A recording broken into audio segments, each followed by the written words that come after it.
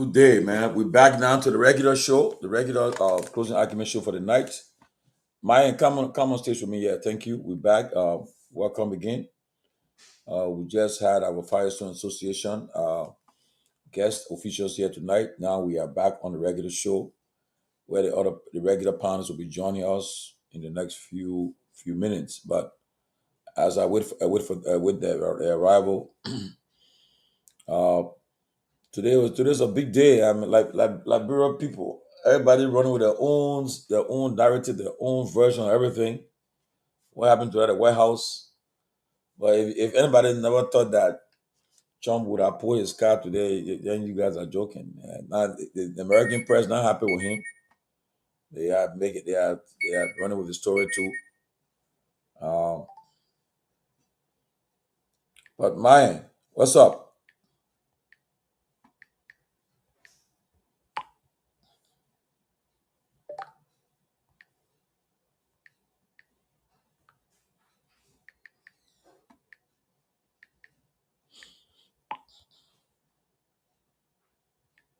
Are you hearing me, Chief? I hear you now. Okay, how you doing? Well, I'm doing great. I'm doing great. I'm doing great.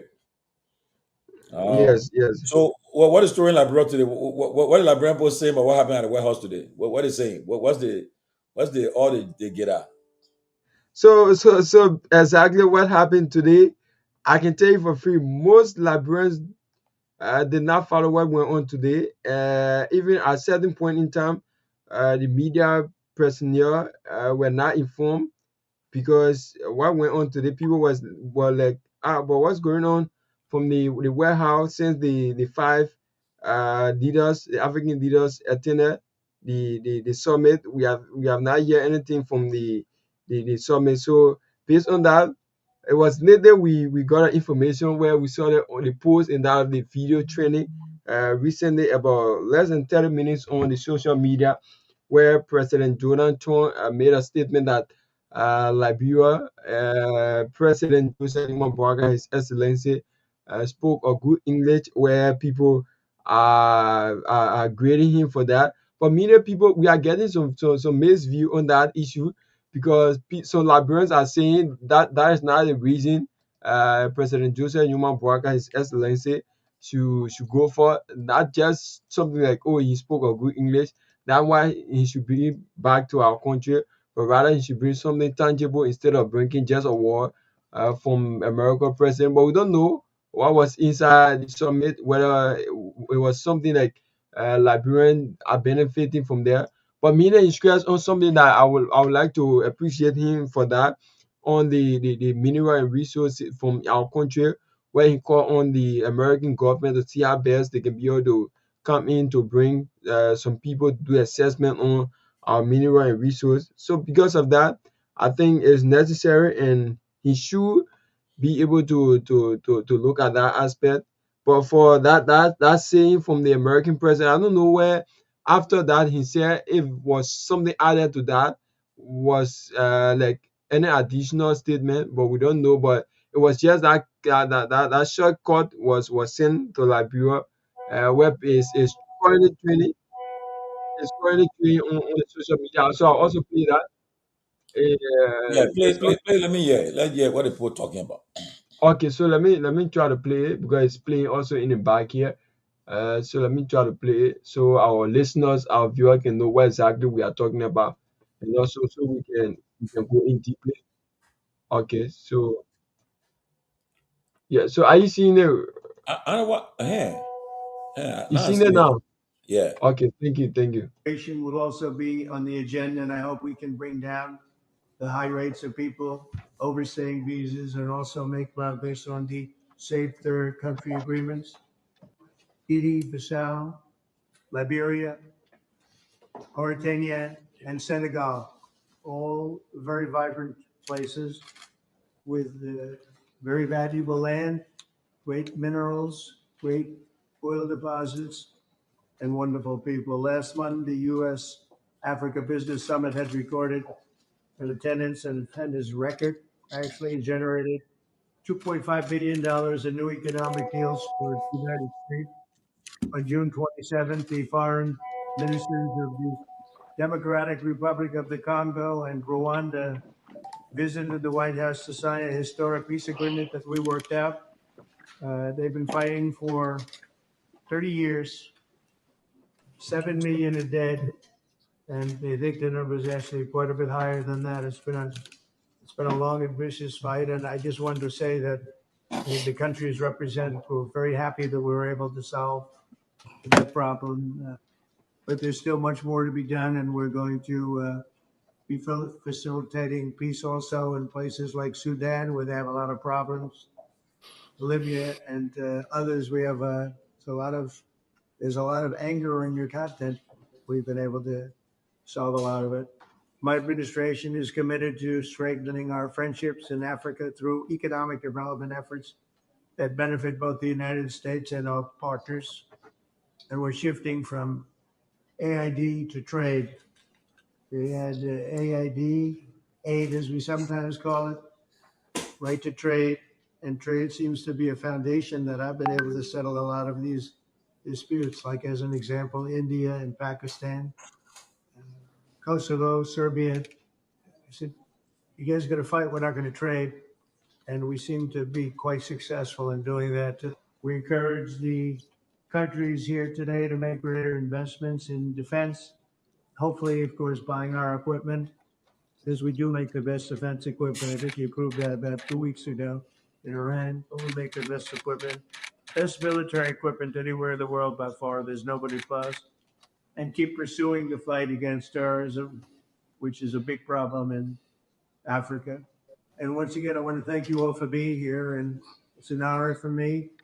Some of you I've met, and some of you I just got to meet. And I think it would be nice if you said a few words to the press, which is right back here. Okay, so that was the statement from the U.S. president before His Excellency President George. That's Joseph Newman Boaga. So let's now play his cue when he made a remark there. So let me play this. Anniversary we did at Liberia Embassy. Mr. President, we thank you for this opportunity to be here. Liberia is a longtime friend of the United States, and we believe in your policy of making America great again. And we also go a long way with you with in your diplomacy that has to do with economic development and commercial friendship. Liberia has a lot of minerals, and one of the things we ask as good friends for a long time is the opportunity to do a survey of our minerals. Mm-hmm. And also we are committed to peace, and we've been very lucky within our region. We are a country that have had series of democratic elections, and our country has been cooling down. And also we want to encourage American involvement in the investment in Liberia. Yeah. We'd like to see that happen. We want to work with the United States in peace and security within the region, because we are committed to that. And we just want to thank you so much for this opportunity. Well, thank you. And such good English, such beautiful. Where did you learn to speak so beautifully? Where were you educated? Where? Yes, sir. In Liberia. Yes, sir. Well, that's very interesting. That's beautiful English. Sure. I have people at this table can't speak nearly as well, Very and good, they come from. So Chief, that was the point right now. Everyone is sharing on the social media, even journalists. What the president saying yes for? I call him yes for. That's why go ahead, President America. No, but everybody get their own version. But look, trust me, I do not fault President Boaga for anything. That's Donald Trump. I mean, no, you won't see Obama or Biden or George Bush or Clinton doing what he did to Boaga. He will not do that. First of all, Liberia, the man is the president of Liberia. Okay, we speak English in Liberia. All that thing, information are made available. Okay, to say what he said to the president. I mean, Now the American press got their own thing. They're not happy too. They are spotting what they want to do. But honestly, President Barker is just a cool guy. But people are wondering, had it been that boy from Burkina Faso, what he I said, I think that boy, what that boy would have said, everybody different. But I mean, honestly, President Barker spoke very well, and I don't know why Trump would ask the man what he said. He said such good English. Okay, Yes, yeah, yeah. and our official language. Come on, man. For God's sake, our official language, and we speak English here, and I'm sure, all these things are information. People in the foreign service, you've been there before in diplomacy, before the president meet, all this information are given to the president who you're about to meet. So I'm sure they tell you Liberia is a country in West Africa. Uh, the major language is English and everything there, and everything is said there. Yeah, And President Salif. We have had President Salif. Man, we have having a great president before Salif and Torgbean, all the people were educated in America. But to come and say, the president speak great English and where he learned it from. yeah. I mean, I would not give Trump a pass for that. I don't think it was. But um, again, he's a leader of the free world. He's a word. The most powerful man in the world. Sitting here, president is not. I mean, if you were taken from among 52 countries, 53 countries in Africa, it took 5 years to go there. It's a big deal. Absolutely, it is. But I mean, but nobody should beat on Boyga for anything. I don't think it's fair to him. He didn't put the words in Trump's mouth. He spoke well, and Trump, but just Trump, this is Donald Trump. He's the kind of person everybody know. I knew something. Look, my instinct told me from last week. I said something funny will happen with there. Something not going to happen there. Something that will happen there because I know. I kept telling you, he's not a normal guy, not a normal president who will say will cherish Liberia and America relationship. Yeah, when President Booker was talking about it, when he said we got mineral, he said, and Trump said, yeah. That's what I want. I want Trump one, yeah. So we got mineral. He said, oh yeah, and me too after. But what are your thoughts, man? the a lot of things, but I think Trump was unusually very kind. Unusually very kind. He was very kind to the African leaders, to be very frank. At that moment I came in, he don't hide his feelings. But I thought the embassy in Monrovia should have, and I know they did, furnish, or the State Department, the Bureau of African Affairs would have furnished the warehouse with all the details about those countries coming in. I believe sincerely they did. But Trump is not kind of a script guy. He wouldn't go by the briefing notes or the talking points in certain conditions. He would love to just express himself in the way and manner. I thought the president of our country pitched the country very well. His patient concept was very great. An extraordinary job he did today. I would love to give it to him in terms of the interactions, the tete. I didn't. We didn't get the details from the tete-a-tete, the one-on-one Trump requested from each of the African leaders. We getting some story that probably our president will have a press conference to now explain, because in that section he was, I think, the only one that was allowed in that section. So we wait to get the outcome from him. But the other side of it, I thought it was a very great interaction in terms of economic diplomacy, as the president said. He I don't want to hit on the president, but I thought maybe he may have also taken opportunity of this time in the one-on-one briefing to also brief the president on all of things. There are a lot of opportunity he had also to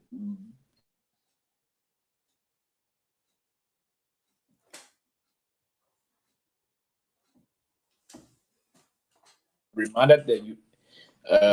I thought he should have. I thought he should have reminded the U.S. president about when he spoke about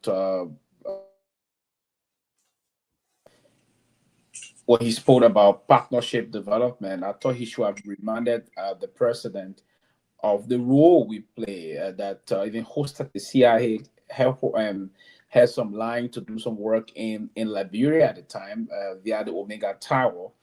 I mean, he should have just sent some of those, but the president was okay today on a serious note, and I think this is the beginning of forging a more of great relationship with the United States of America. It's important that out of 54 countries, 5 countries will come in. It's huge. 40 now left out. So I believe our president's representation where a little bit I got a little disappointed in the president. It was the era when he was referring to Trump as sir, sir, sir. I thought you shouldn't have sucked to no that on a serious note. Probably he got carried away, as he said, this is the world's most powerful country. That's the world's most powerful person. But you are the president. I thought the way to respond to that should have just been Mr. President. Yes, Mr. President. Yes, Mr. President. And but according him the respect also, but to refer to him as sir, you are our only sir in the country. You are everybody's sir, Mr. President. You cannot come and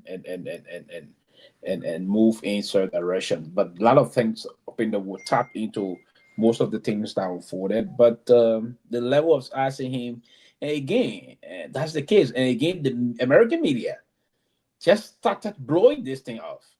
The era of now they're taking it from different perspective about saying that the president is not knowledgeable, the president is not knowledgeable of issues, and they're going to blow it up. I want to believe they're going to blow it up.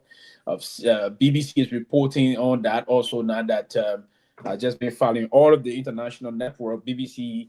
The only network I've seen giving favorable outcome from that is Fox News, and One American News been giving from very favorable outcome for Trump there. But BBC is saying he praised the Liberian leader, but the aspect of the area of where did you learn and I thought Mr. Bwaka too should have used the opportunity and made more case on behalf of our people in Africa and Liberia also. Say, hey, Mr. President, English is our major language, as English is a major language here in America.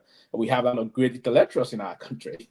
You should remind it. So we've got a lot of great intellectuals in Liberia. Liberians do speak, if we leave our own kind of a pidgin English, we do speak very well, and we understand the chronological order of voice and other things. So, I mean, he should have said that to the president, say, hey, English is our official language. I thought he missed that opportunity. He should have also reminded the president that he went to the school that was established by the free slaves from America for their children, the school that, and also Baka proved that he really went to the Pioneer Children's School.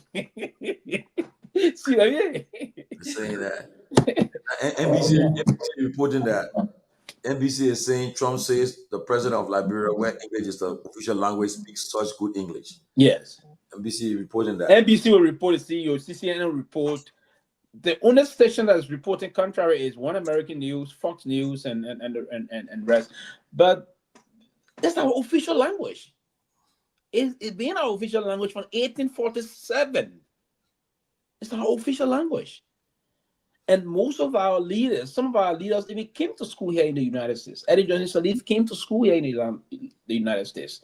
And he should remind him that we have very good public speakers, wonderful public speakers as our president in the past, in our recent past or distant past history. President Werner Torgbean, one of the greatest of all public speakers that we ever had as president.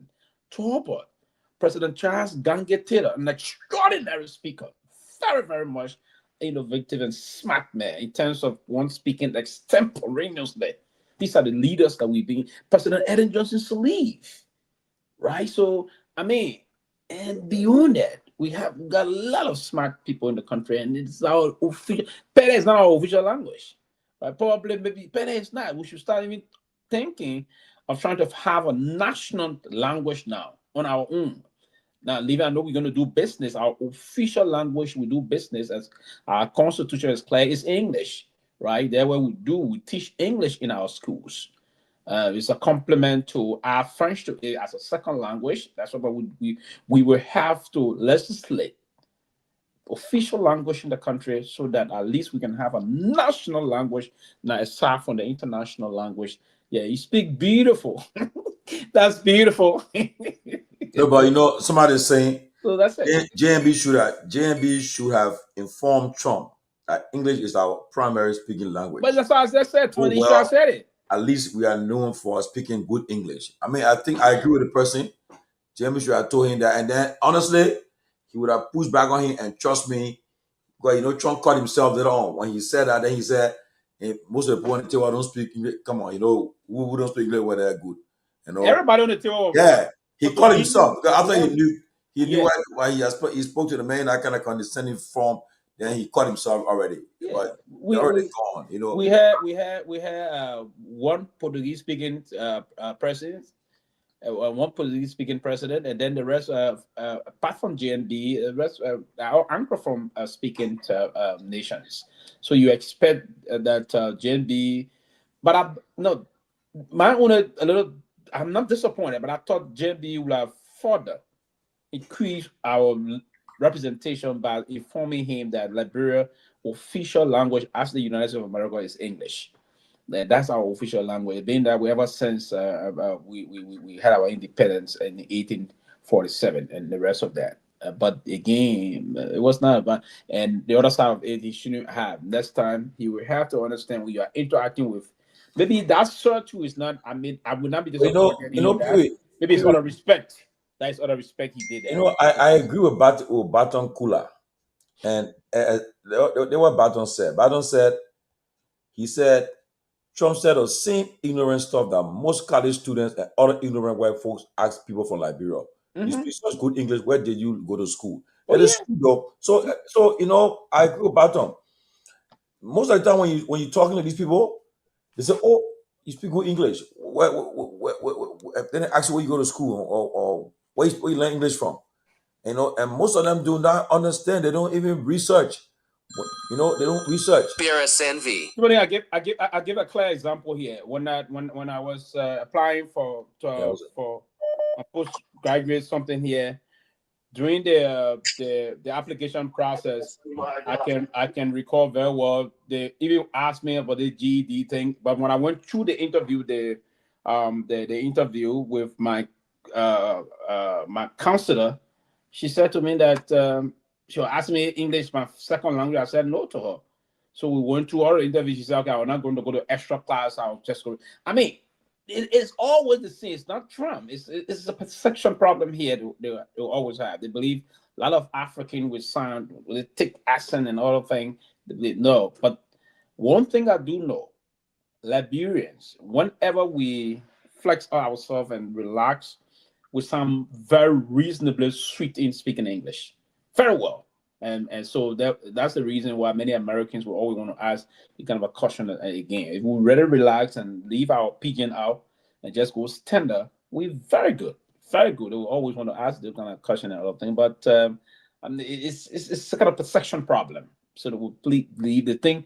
Everybody that speak better English should come from here or live here or other thing. No, it's not. It's not the case. That is the other way. But again, I think the president did pitch us very well, and I think we need now to get the results from the one-on-one meeting. For me, that's what I'm interested in. The one-on-one meeting. I'm not interested in. I mean, for the fact that it's not strange though.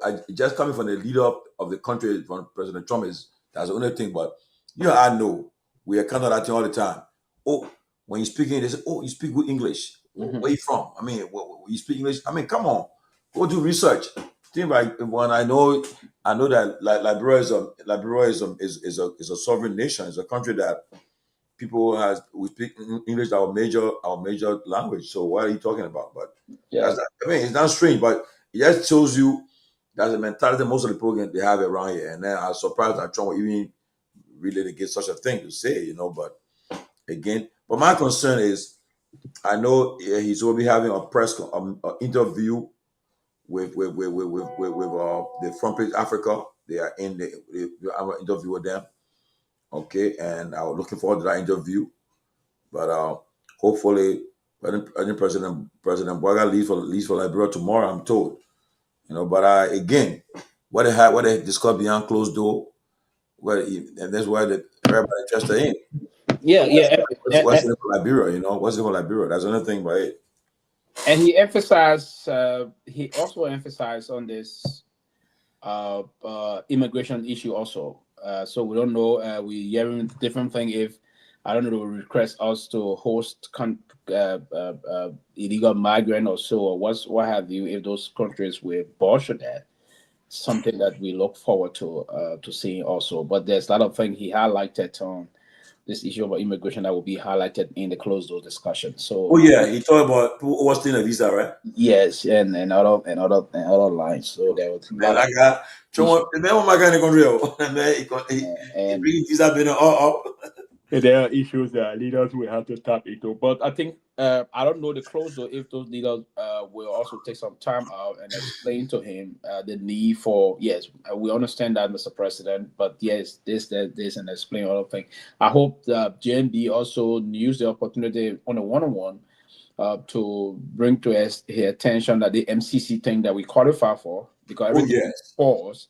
I hope he did that to see if he can unplug that plug from there and allow us to benefit from the MCC. It will do a lot of job for the country in terms of Yeah, I negotiating think TMB. political Yeah, I hope he brought it up. Oh. I hope that was one of the major things he brought in that closed section to see if um, uh, uh, we can see reasons to benefit from that angle. But by and large, I think the patient was okay.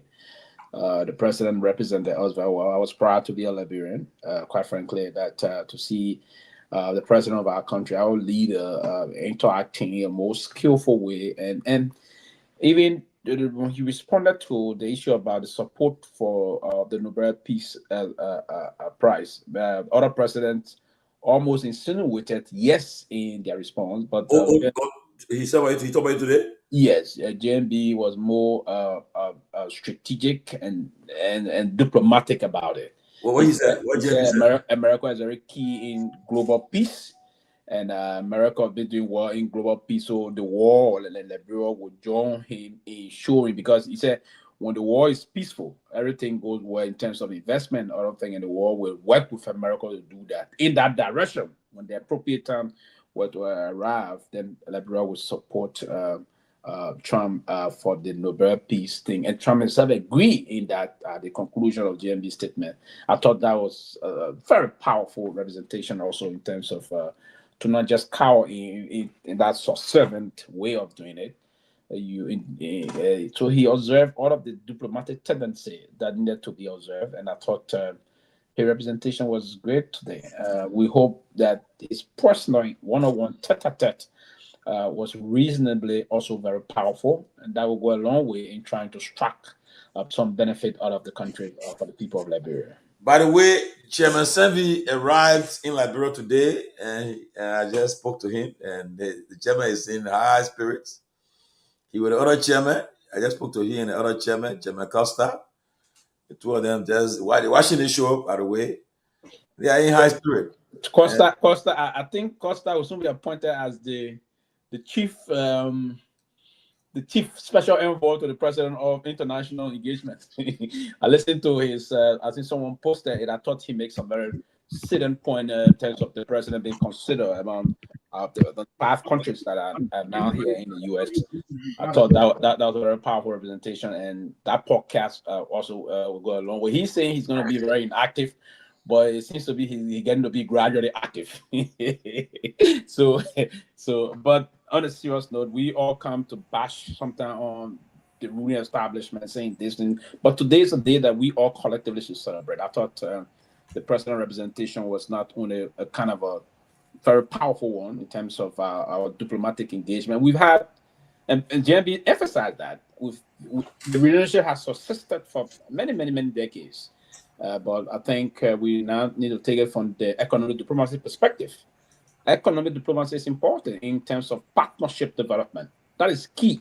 And the partnership development is where, and JMB, look, too many quickly, JMB said something also that I've been thinking about. The U.S. before had a geological survey center in Liberia. There was a geological survey center of the United States of America in Liberia before. And the president said that. He didn't say in the way to bring it back, but I thought that's what he meant.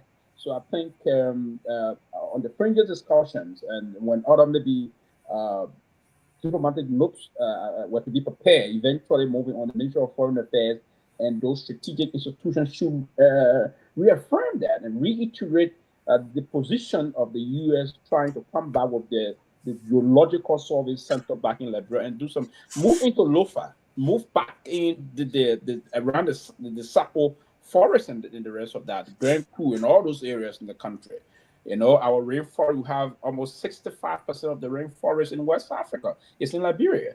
So I don't know. So we can take opportunity of that. A lot of different kind of rare earth minerals. We'll take advantage of those things and see how we can. But this meeting should not be a regular Liberian leader coming for another visitation with a U.S. president, and year after we just say Kumbaya. No, it should not be. We should tap into a realistic issue and all of things. Probably people like Costa Rica can partnership with their money engagement bubbled with some major American companies. Then we start to create millionaires soon, right? We see millionaires. If we were to have some friends as millionaires, probably when things go, you call a millionaire brother, do something. But on a serious note, that's it. The young man, the gentleman is doing some money. I don't know what kind of level of money he's engaged with. But if you are to see some powerful mining company from here in the U.S. or other part of the world that will partnership with people like that, I don't have the resources, but when you use that connection to bring people with the resources to pump money into the mining sector, a lot of things have to change in the country, and how you create the middle class, right? And you start creating folks and other things, and then you so very soon we've built a system that many people will now to depart from politics, day-to-day politics, and trying to find innovations and creating work for themselves. That's the way I think we should go about it. So hats up to GMV today. Today is a day that we should celebrate our president and pray that there be some very productive outcome from this today meeting. Well, I mean, everybody got their own interpretation, their own feedback. But again, welcome, Mr. Nangbe and Mr. Gaiman. Welcome. I mean, for me, I would just say that I just felt that, I mean, again, the guy who was talking was strong. He's the guy who always some weird movement always take place in the old office there. And unfortunately, our president was the one who got the bid today. But Buckeye spoke well. He talked about our minerals. Somebody just told me today too. They said, "Well, why would he say you should come and survey our minerals?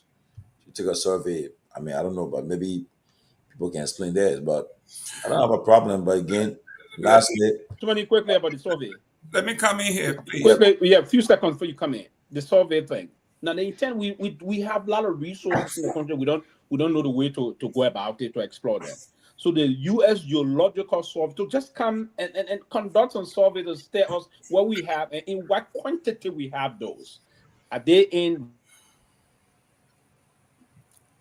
commercial quantity? If yes, the opportunity should be given to other countries to come and tap into that. That's what he meant by it. I have to disagree with you. Today was a complete flop on the delegation from Liberia, and for me, it gave me a flashback. I remember my freshman days at the university, at Rutgers University in New Jersey. After I came from a debate, Dr. Snyder, I remember him very well. He said the debate was good. And the guy that I was debating against followed me and say, "Where did you learn to speak English?" That's what he said. And then later on, it was followed by jokes from his team. "Do you guys sleep in homes? You got homes, regular homes?"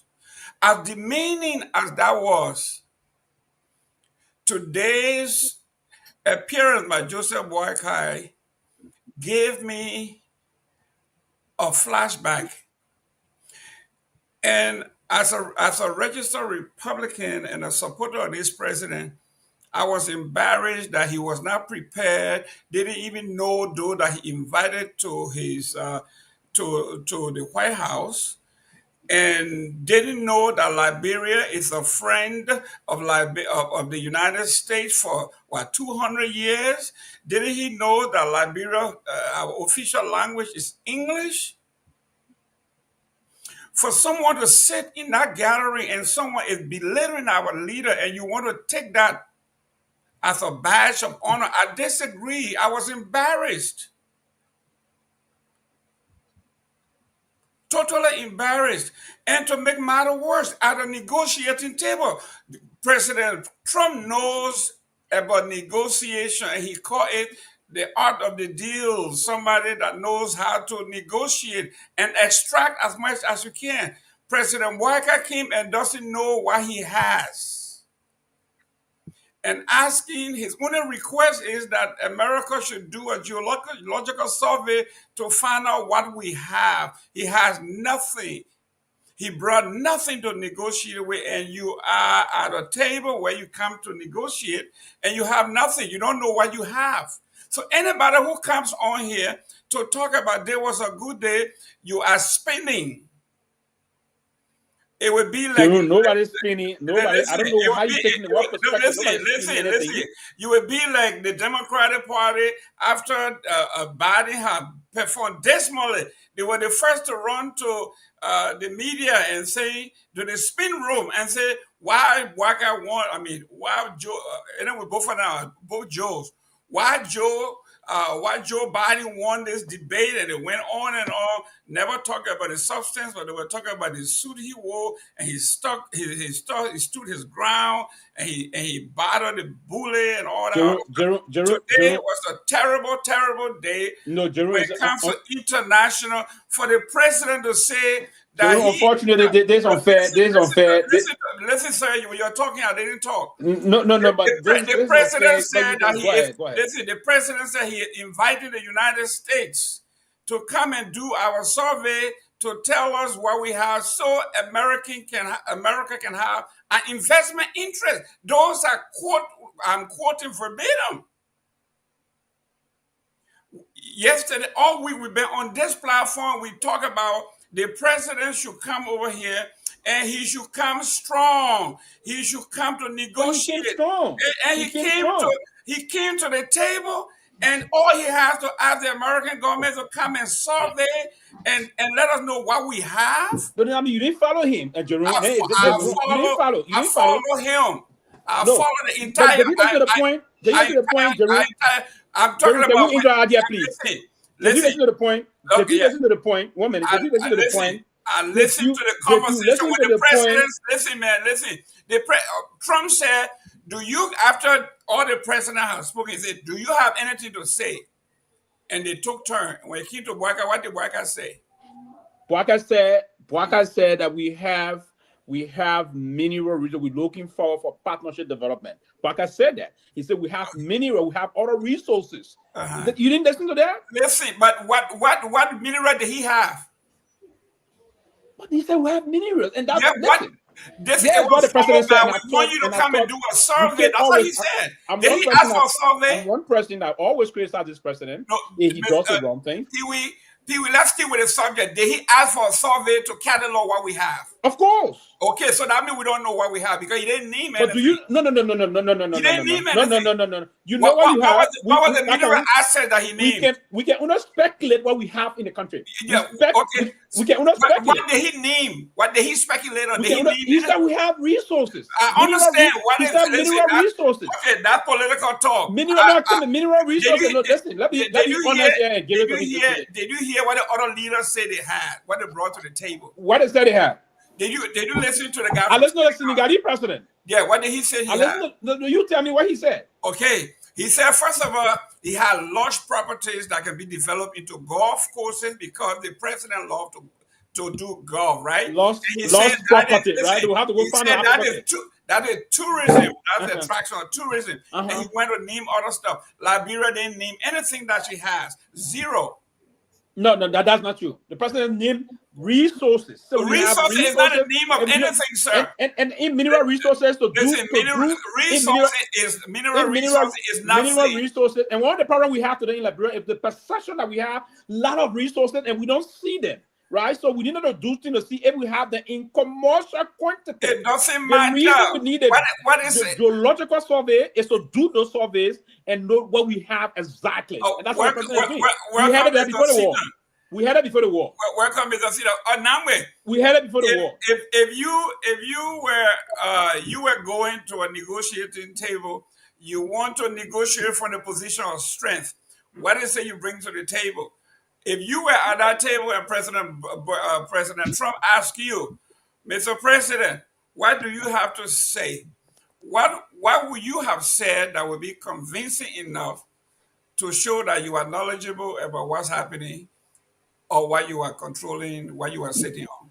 Well, good afternoon to all, and also hello to our audience.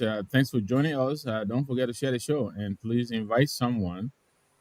You know, like what is they we saying, like what, three is a crowd. I think that's what we said. But listen, Jerome, I don't disagree with you that I think the president could have come with a little bit more specificity. I agree on that. But I think today I give the president on a scale of 1 to 10. I give him 85 to 90. I think he did very well. I was very proud of his presentation. Um, I think he made news by on Trump to what should I say on Trump's gaffe, because he's president of the United States. He doesn't know we speak English in Liberia, and that thing will be trending all over the world. And I'm glad that the news was made on Trump and not on Buckeye. So that I think that was a good thing. I think the president did very well. Yes, I agree with you. He should have been more specific How and well? being Tell me what is it well that he did? Just tell me I the think thing. he was very articulate. He Uh, delivered his presentation so, very well. Namwe, He didn't read from papers. one minute, you are telling me, as a nation, just because our president read something or said something that is articulate, is enough to say this was a bargaining chip that can win us something? When So you are let's sitting not among four other people that don't speak English, and you are the only English speaking person there, and you yeah want to let take that as a badge of honor? yeah let's not forget that bigger gathering will be followed by more intimate one-on-one gatherings. I think that where each of these will present their portfolios, and maybe the president does have that. I agree. Maybe he should have said a little bit more than what we have to offer, but I think what he did was very, very impressive. What did he I do? wish, I wish he had he had taken a look. I believe the Ministry of Land, Mines, and Energy will have a survey. CFI is also pointing that out in the chat, and I appreciate that. I think if you look carefully, you would have found that a survey has already been done of what we have. I think he should have known that. I was a little bit surprised that he didn't seem to know that. So inviting the U.S. to come, basically they're going to use, drones and whatever it is to do a survey. That's done very technical. I think it can be done by us. But he agreed with the president on his America First policy. He didn't disagree on that, which implied that we also have a Liberia First policy. He didn't have to say that, but I think that was very clear the way he delivered it. He supported the president push for security in the region, which Prime Minister emphasized that he wants security in the region. So Boakai indicated to him, yes, we're very stable in our region. We're very democratic in our region. He basically kind of went toe for toe, toe to toe with Trump, and that's the kind of thing that Trump likes. So I think he did very well in his delivery. He didn't disappoint me at all. I just hope as we all seeing here, this is the beginning of the engagement. I just hope now going forward, I think they're getting used to each other now. Mr. Trump, as we realize we don't speak monkeys in Liberia, we actually speak English. And so he will understand now that, he's talking to intelligent people, and therefore he's ready to engage. I quite frankly, I think the president did well today. Mr. Seaton, welcome to the show. Now, you are muted. You are muted, Mr. Seaton. Thank you very much for giving me an opportunity to get back on the show. I always love to be with you gentlemen to discuss trending issues as it relates to our country, Liberia. On the topic with respect to President Bouakar's presentation at the roundtable meeting with President Trump today, in my mind, I think the president, he did his best. I think the issue that you have, Mr. Gaiman, is that I don't know, his handlers should have prepared him some kind of a note for him to be able to present at that hearing when he was given an opportunity. I think his handlers did not do well. They should have prepped him up. Liberia is endowed with a lot of mineral resources. You and I know Liberia has gold, we have diamond, we have iron ore, we have rubber, we have timber. All of these resources have been cataloged. They have been cataloged, and every Liberian knows that we are endowed with enormous resources. I think what the president was trying to say for a survey to be done is to ensure that those resources are of industrial grade, where companies will come in and mechanize those different areas of our resources for production. For example, right now in Liberia, our people are mining gold. They are doing alluvial mining. With diamond, they are also doing alluvial mining. I think what the president was talking about is that for a good survey to be done to ensure that all of these resources that we have in the country are of industrial capacity so that it can be mechanized. I Mr. think that Sita, was the point where the president was getting at. Mr. Sita, You understand? So I think, well, let me finish. I think the president did what he could have done. And also, I think his handlers should have given him some kind of a side note. Say, look, when you go, maybe you'll be asked to make a presentation. These are your bullet points you need to talk about. You understand? I think the handlers, and you don't blame the president for these kind of things. Before you go to a meeting as a VIP, you get your handler, they prep you, they tell you, say, look, this is what you should say. And I think his handler did not do well in that direction. But I think off the cuff, I think the president did well. And I want to commend him because remember, my brother Nambo just said, this is just an intro. I mean, at the background, they will become to do all of the background work where they will go into the nitty-gritty, the details of all of these things. So I think the president, from my view, I think he did well. Jackson, if I may listen, follow quickly, one- if one minute. anybody thought that negotiation would have happened at that table, they are mistaken. No, They don't no, understand the point of it. listen. There are Mr. no, hang on, Namwe, let me say this. No, hang on, let me say this. There was a lot of negotiation that went on behind the scenes. We know that. HPX was discussed heavily. We know that. All of this is already packaged. how you What know? was happening today was not a negotiation. Let's see. Basically, it was a photo op. Mr. Sita, Yes, go ahead. in one of my classes, I did. My former professor Michael Dukakis would say, "You are trying to divine thoughts." You are saying that's what he meant to say, or this have been done in the background when you have no facts. So you are trying to divine. You try. No. No. There are facts. I can say for a fact there were background negotiation discussions done. Look, the president has a team. Did The you team know? met with the U.S. team. Did They you know? they discussed all of Mr. these things Sita, before they Mr. came to the Sita, fold. Mr. Everything Sita, was done in the back end. Mr. Sita. Yeah. We assume that there are negotiations going in the back. We know this. We are talking about what we have absolute surety on, which is when the president was given chance to engage, because I believe Trump is his peer. They are both presidents of different nations. When he was given a chance to say something, he said, and I'm going to quote, because I wrote it down here, I took a snapshot of it. It says here, Liberia is a longtime friend of the United States. We said this all week. When you come, Trump is not interested in your history and all.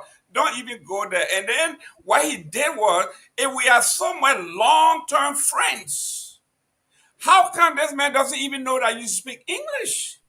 Anyway, Listen. Let not go to. You see, No, there was let's not go listen, into that because let me finish here. finish. Let me finish the quotation here. It's completely trivial. He said Liberia has. What you want to discover, brother? I Listen, mean, we so sentimental. Liberia has minerals, and one of the things I asked good friend is the opportunity to do a survey of our minerals. We want to encourage American investment in Liberia, quote unquote. This is all he said. Okay, let me come in right there. Let Let me just come in, Sylvester. And here's the thing. What he is saying. No. What he said. I don't want you to tell me Why he said, and this is what he meant. Let me get this. No. Hold on. I will not accept that. I will not allow you to divine thoughts. Mr. Gayman, look, Liberia is endowed with a lot of mineral resources. We agree.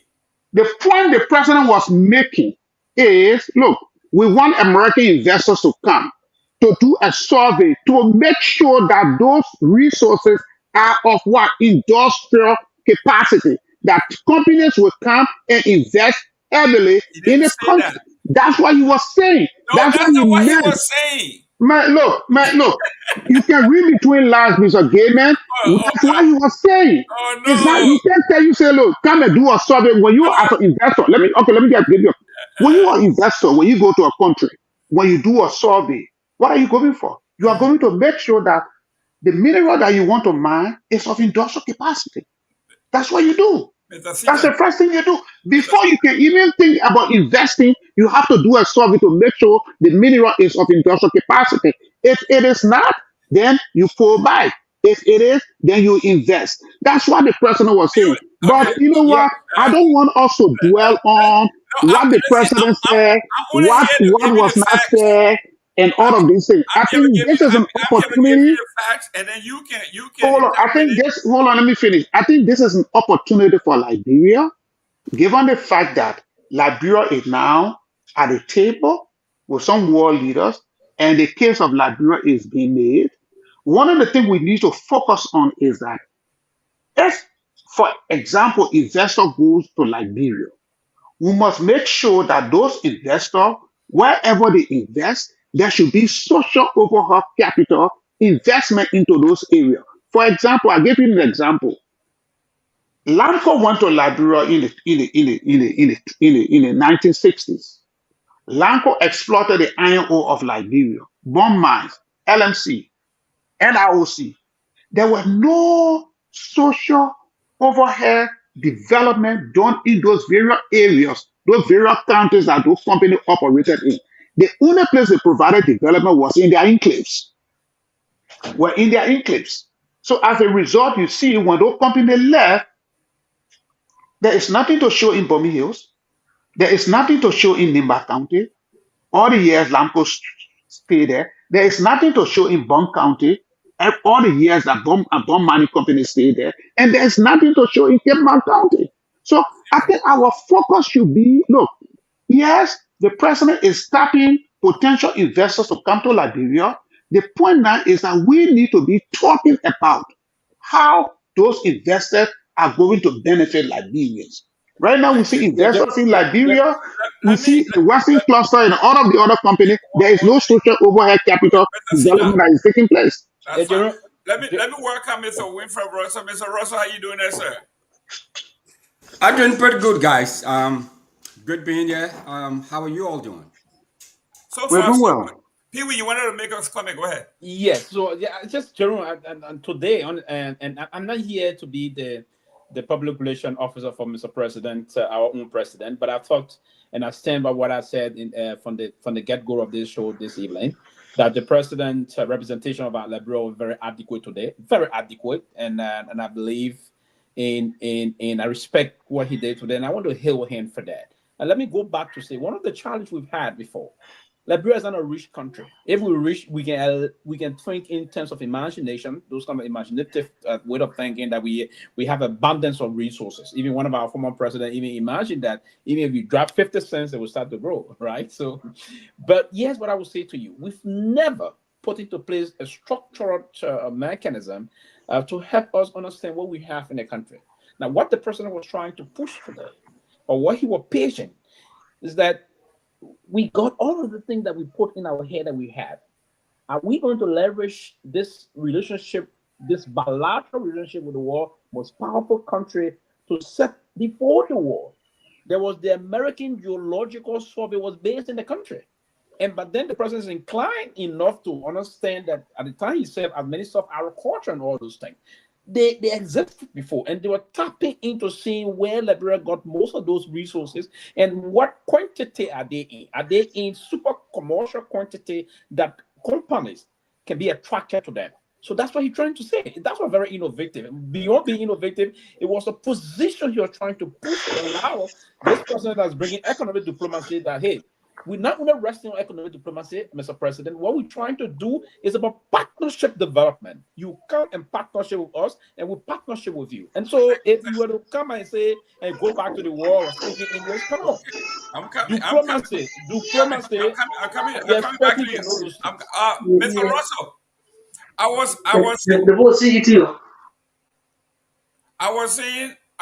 was in Pennsylvania, next door to Nambi there, and I went where we are storing all the iron ore, Bethlehem in particular.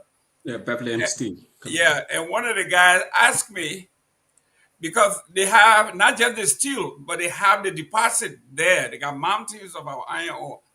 And he asked me, does Liberia know what is being transported in those how do you call it, those buckets, the train loads that are being going? Do we know what's in there? Is just iron ore or what? And I said to him, as far as I'm concerned, it comes from the mountains and it goes to Buchanan and it's shipped out of there. I'm saying this to say, when we are going to a negotiating table and we are asking the hunter or our opposition or the partner to say, you go and tell us what we have, what we are worth. What do you think? What do you think that the guy is going to do? The guy who want to exploit you. What do you think he's going to do? He's going to tell you, say, listen, man, you don't have much here, but let me take the little you got. That's what I'm coming to. We didn't come prepared. We have land mines and energy. I know they have some figures. They got some stuff. And someone told me that he was on this trip. So why we couldn't say anything about what we are worth, what we have, what the potential we have, but instead we're asking America to come and do a survey, tell us what we have.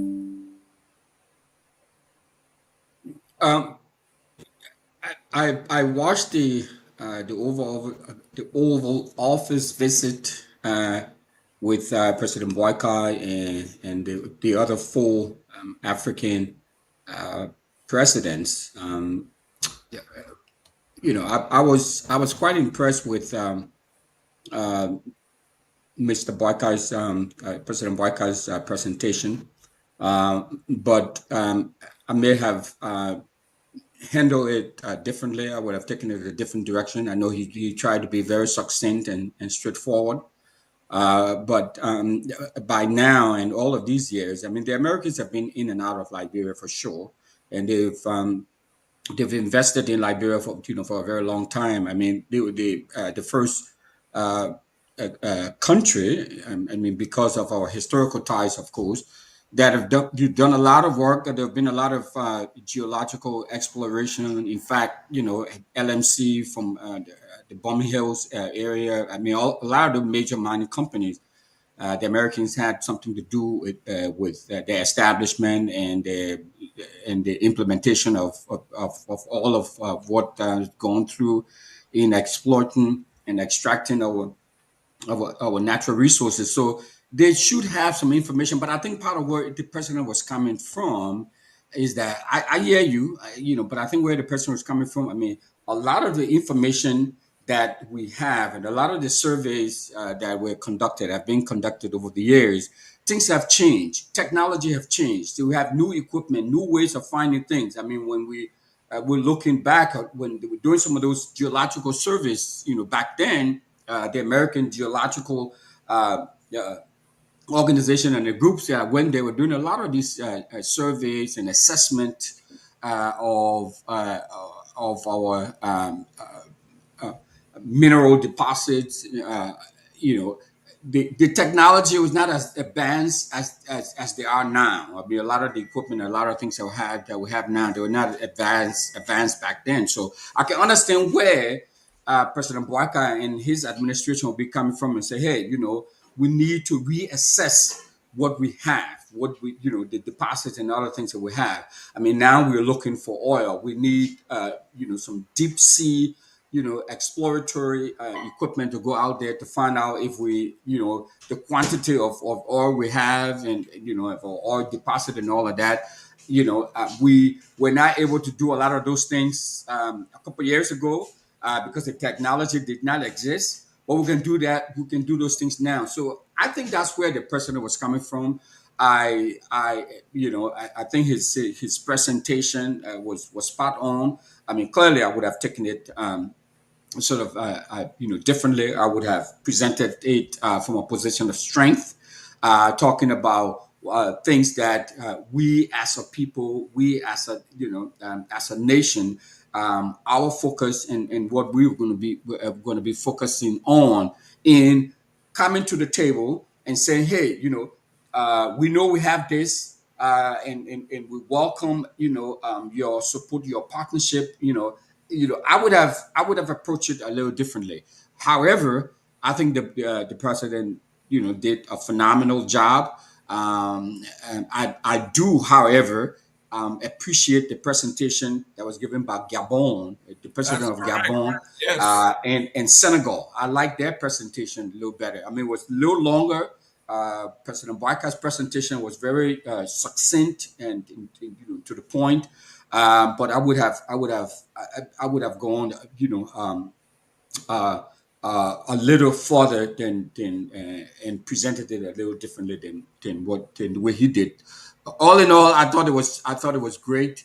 I thought it was great. But I thought the president from Gabon, the Gabonese president, hit the ball out of the park. I mean, I think for me, he checked a lot of the boxes that I would have checked. I mean, he talked about tourism. He talked about about value added. He talked about we need to develop plants and factories here to turn our raw materials and stuff into products. I like that.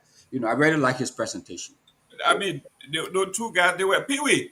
Uh, Let me come in for a second before oh yeah, Sylvester. yeah. Yeah, Victor, thank you. include the president taking a nap out there. So include that Ye- in there. Yeah, he's an 80-year-old man. He's allowed to take a nap Oh anywhere, Lord, now anytime. here we go again. Listen, Jeez. listen. I didn't see that. Where I didn't did see you that get that either, from? but You see? it was being.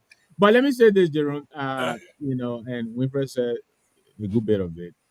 Look, um, before these people were invited, everything Trump needed to know, he already knew. There was really nothing new that would have been offered on that table today. Basically, what you saw there over there today was a photo op. Maybe yes, we can say they needed to also play to a larger audience that may not have had the kind of intel that Trump has on these 5 countries, for which he invited them out of the over 50 countries on the continent. There is a reason why he invited these people. So I don't really think today's discussion was where you were going to go to make a pitch. No, I don't think so. listen, I don't think so. Like Nambe, I said again, I think Bouaka made news today Victor, at Trump's expense. Trump presented himself as an idiot. He knows Liberia. He has dealt with Liberian before. And so Bouaka actually made, I'm saying to you, Bouaka made no gaps. His delivery to me was very presidential, though a little bit slow and low. But he's a man of a certain age. He didn't make any mistakes as far as I saw. I think he represented very well. Maybe he should have been a little bit more specific. I agree with Winfred. For the people out there who may be maybe even in Europe, who may not have had the kind of information, the background information that the US has. But again, there were lots of discussions that happened. It was being reported the foreign minister had been here. There were a lot of preparations that were made before this meeting. And there will be a lot more that will be discussed behind closed doors on a one-on-one. So, yeah, I think today, the president, look, I'm a CMC man. Right now, I'm supporting the CMC. I'm not a UP person, but I have to give the president the credit, I think, when he deserves it. And I think today, he did well. listen. Pewee, let's go to the question from the African journalist, where she asked, "Will you support the president for the Nobel Peace Prize?" And it was quite telling. It was quite telling. Your take on that exchange before I read it out. Yeah, I think before that, and those that believe that the president should have said everything, that was just the kickstart thing. And it was not they had a one-on-one with the president. There will be other summit discussion wherein there will be joint communique. You will have to put things into structural detail where it will be presented. So I think the way he kicked the process started was good. It was very good in terms of what he said briefly, and then again how he went about it. So we need to, he's a soft speaking person, and he was very relaxed, and it's part of the reason why Trump said beautiful English. Because let's talk about. But back to the African journalists. Almost most of the four other presidents insinuated clearly that they said yes. I expect their response to that question. But when it came to Mr. Boakai said America is a global outcome, right? It's a country that almost like the global police. So we have to work with America, because if the war is not peaceful, he said there's going to be no business of investment. He said the war, so we're going to work with America to ensure that there's peace across the globe. And at the time, if the globe is peaceful, Liberia will also support the candidacy of Trump to have that. So I thought that was the most eloquent way I've ever, and a sound leader diplomatically with him. He didn't get bosh, but he gave what we call a strong explanation here. So he said, I'm very proud of our president today, on a serious note, that he was diplomatically balanced and he struck the balance in terms of that, right? So I will you see, Pewee, can you stand up with all falling because you're spinning so much? Yeah, I'm spinning. No, the kind of a gesticulation with that's one of the reasons when something is good, when the news is good, then how all those things will go good. But on a serious note, the way he answered that, let me be relaxed now, like before, and then Travis said this. Yes, but that's what he said today, right? America, as we understand, and he was going a lot of places, if you will. He said the peace, the issue that we were about erupting into a nuclear war between India and Pakistan, when Trump did some intervention. And the last time I've even emphasized that here. So President Barack emphasized that the global community will require peace, and America is the beacon of democracy in the world. So he said we're going to work with America to ensure those things. Then at the appropriate time, Liberia will now support a candidacy for the Nobel Peace Prize. And something I believe sincerely that we should support. I think Mr. Trump is doing a lot of things. You may hate him, you may say this about him, but he's doing a lot of things to bring. He just got frustrated with Vladimir Putin. Putin, of course, is one person I don't want to see peace across the globe, right? With the kind of thing he's killing innocent people every day. Today, he hit about 83 drones on the Ukraine. And today, after Trump referred to some of the things he's doing as bullshit yesterday. So one thing we would do, and that's where Jeremy is coming from. Trump is talking about peace in the Gaza. Trump is talking about peace. He brought peace in Pakistan and India. He's talking now about peace in Ukraine and Russia and other parts of the world. So, I mean, JMD is saying if we can work with USA to bring peace across the globe, I think he's inclined to believe that JMD and Liberia should support his bid for the Nobel Peace Award. So, I mean, that is a very great response, or that was one.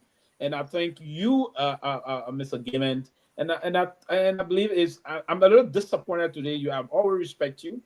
But today I'm a little disappointed, not too disappointed. That's how I want you to stand up so you don't fall, because you might be dazed for a little disappointed in you today that the way you try to spin things, and so no, we can't always go that way. We don't have to be sentimental all of the time. Victor, we have to be realistic, and I believe that the president was playing his role today. Let's go to I just switched. Let me go to Liberia investigator here. It said Trump said, "Where did you learn to speak English so beautifully?" Trump asked, prompting laughter in the room.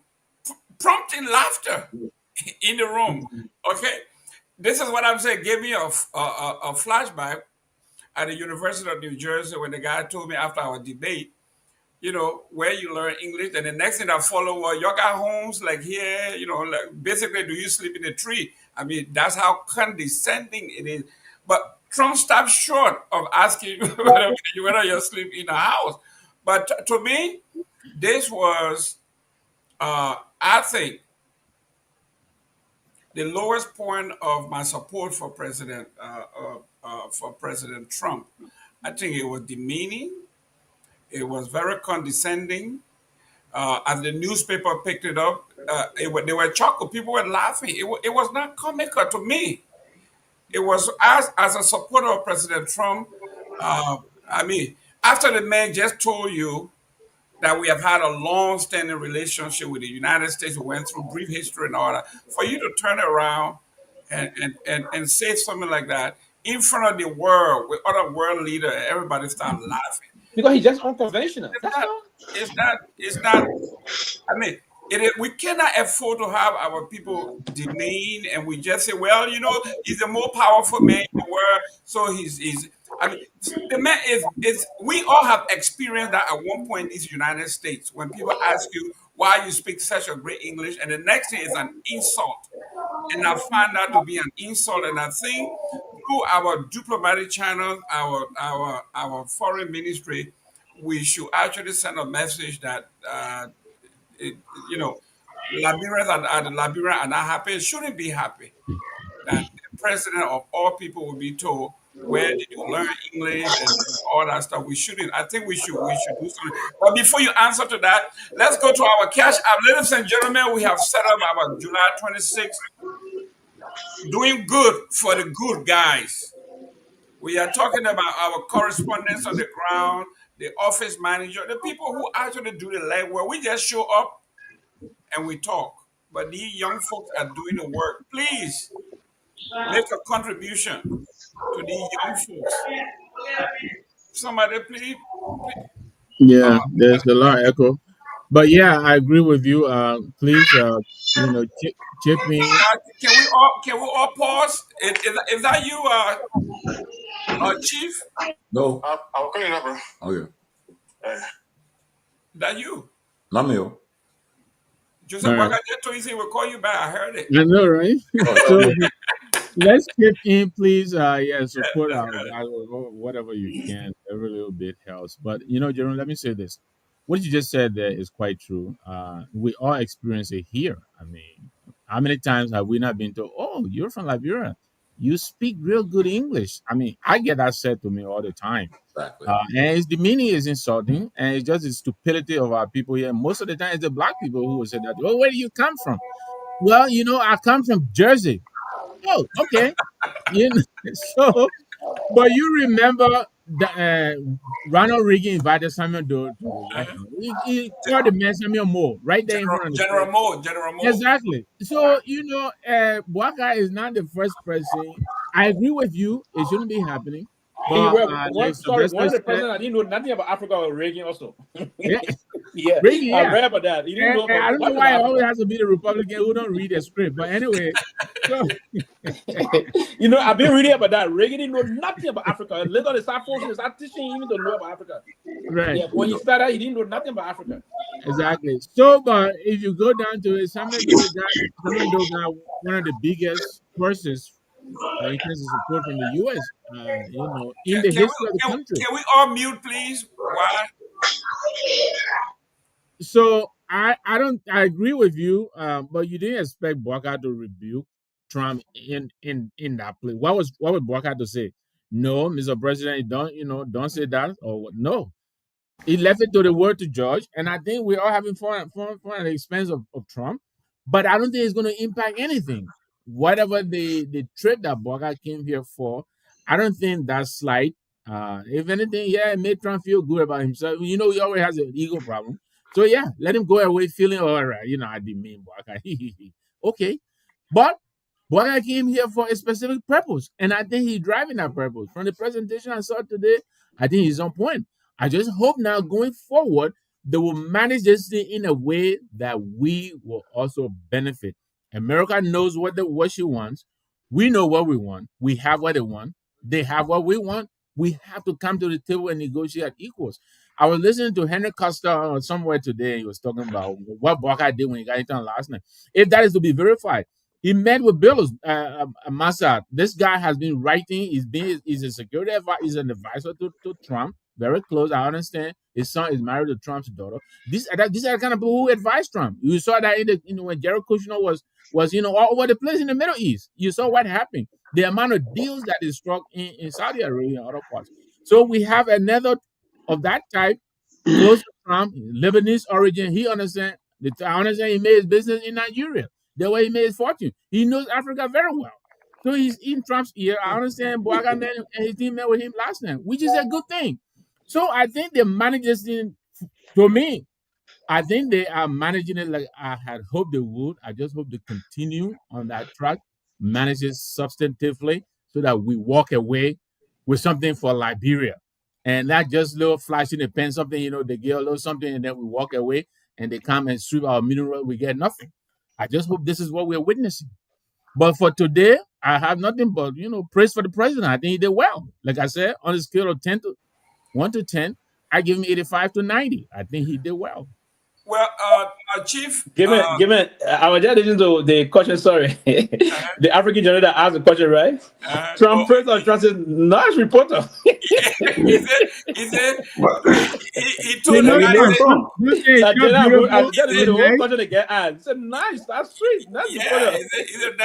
Then when all the guys started praising, he said, "Well, we should something like we should continue this a little more." Yeah, and for that reason, maybe because the question, he'll go to Africa. You don't know. Tomalin, here we are, and this is a breaking news here.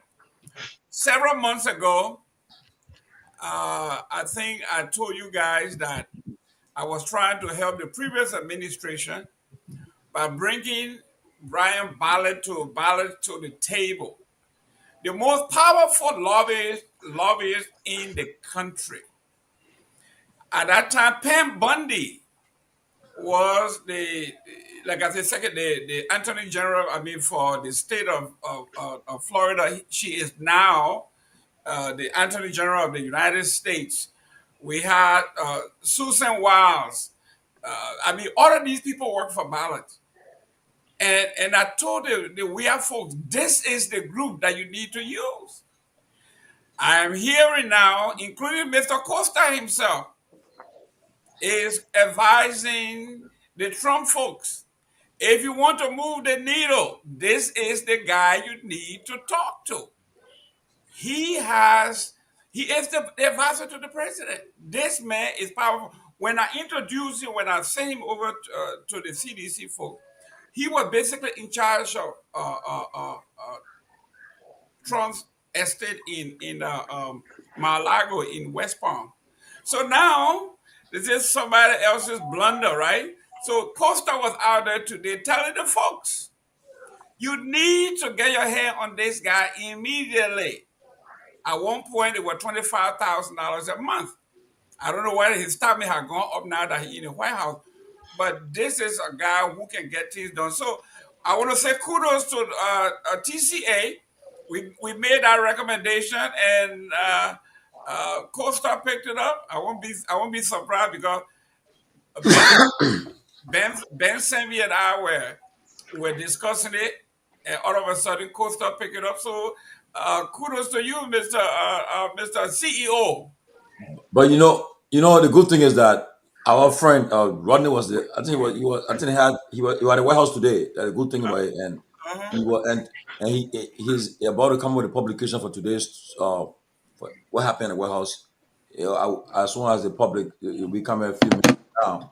So we'll get a detailed information what happened there. He got it. The front page, I got it already. This is what he said. So exactly we'll know what happened there, and he was on hand there. He and one of the ladies from Information Ministry, but there were only two Liberian journalists there.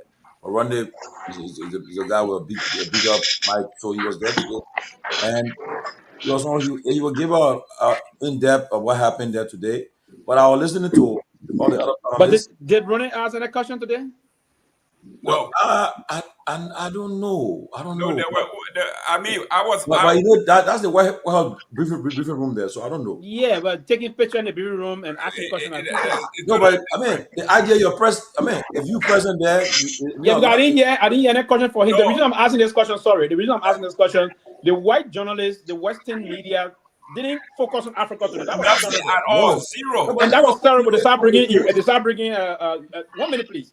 One thing I observed that I was very disappointed, and that's the reason why I asked if Romney was actually there. Can we just the noise, man, please? Somebody let everybody go. Yeah. Let's mute. One thing I observed today that the Western media even pivot from the entire thing today. They start to focus on Ukraine. To focus on everywhere else.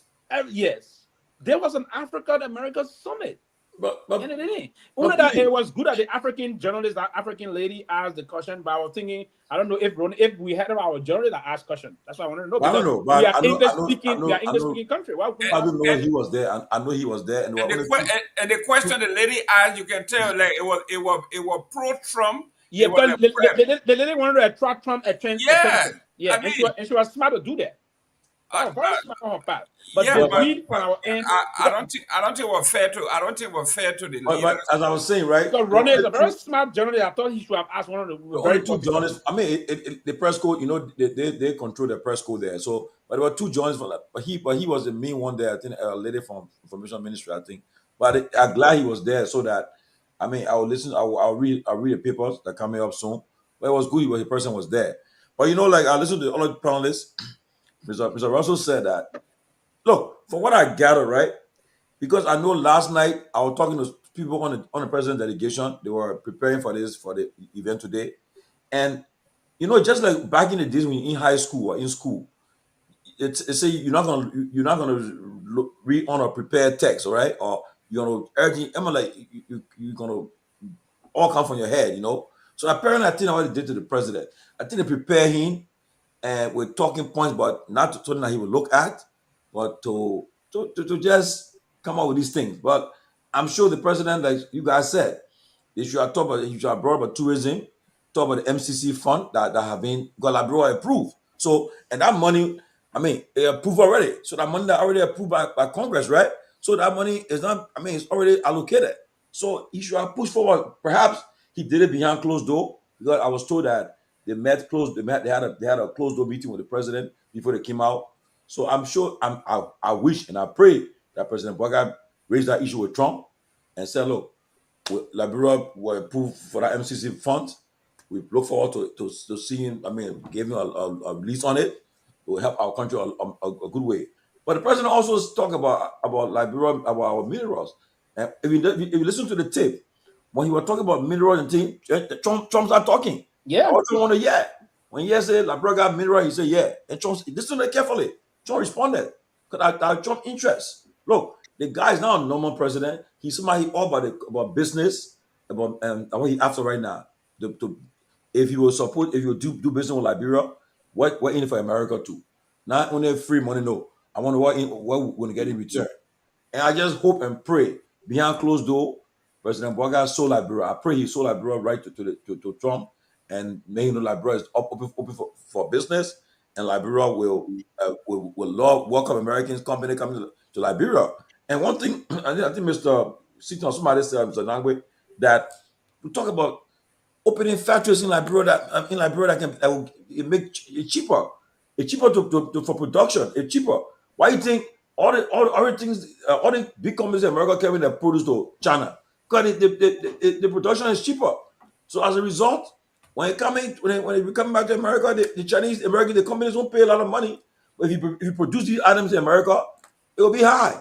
So Liberia Liberia want to be. We are open for business. Come and invest in our country. Come and open factories here. And lastly, I'm sure because the Washington Post is reporting that it was discussed about the Liberia being used for the deportees. Yeah. So we want to temple the Liberia who we are deporting. We'll get money for that. So I don't know if President Boga accepted it. We don't even have prison for our own people. We'll fix it. let me just say this. No. If that happens, Let me just say this. That if prison that happens, will use it they'll build it. for the future convicts there who stealing from the people. Send Let them me better just say yara. this. Breathe face better yara. And Mr. let put them there. But Mr. I George, pray, I hope that Labrador did the best, man. I pray. Mr. George, when they're talking about that prison they are coming to build, they're not going to depend. They will build their own facility, Absolutely. and they So, will so run. and guess what? In doing Like, it, like what they built in Florida. That's yeah, correct. yeah. We are the prison headquarters, man. We're making And, billions. and that's why Liberia comes with our own leverage. Yeah, For the mere fact that if the United States is asking the Republic of Liberia to host convicts from this country, I think it's a good thing for Liberia. Thank you, thank It you, is a good thing thank you. for Liberia because it's going to provide employment for our people. A lot of it. It's going to provide a lot of employment for our people. It's going to boost our economy. As But long as they ain't get it, as long as they ain't get it, but our government needs a strategic plan yeah. when that proposal is made. Because we have a couple of prisons in the country already. Those prisons can be improved, new prisons can be built, and when the convicts come in, it will provide employment for our people, and that employment is going to trickle down into the economy and is going to, boost our economy. So that's a good thing. But our country needs a strategic plan so that that opportunity cannot be squandered. Thank you. Actually, Russell. let me just say this quickly, right? Okay, go ahead. Yeah, if you watch the proceedings today, President Trump made his statement. What did he say? Perhaps you want to say something to the press. This is not where you go and do negotiations. This is a photo op. Listen, No, I Mr. agree with you a lot, but I totally Mr. disagree with you Mr. today on Nambe, the interpretation of what happened. Mr. Let me Nambe. let me just say this too. Uh-huh. On the prison construction, all of that, I couldn't agree with Mr. Sito more. If our people manage it well, there's a lot of support that comes with that. Winfrey is already, I think he knows it. First of all, they have to kind of build an institution that will accommodate these people. Of That's course. business to bring into the country. They're not just going to dump the people at RIA and turn it around. No, it's a whole industry that's going to come with it. If we do well, they're going to. It's a win-win for Liberia if we manage well. That is what that's where I am hoping that our government will manage well, get help, like we always say here, get good advice, and package yourself properly. But I agree with Mr. Sidno. Right now, I think we're in an advantageous position negotiating with the United States. They need something. This is not aid. This is not about hand down. They need something that we got. We need something from them that they got.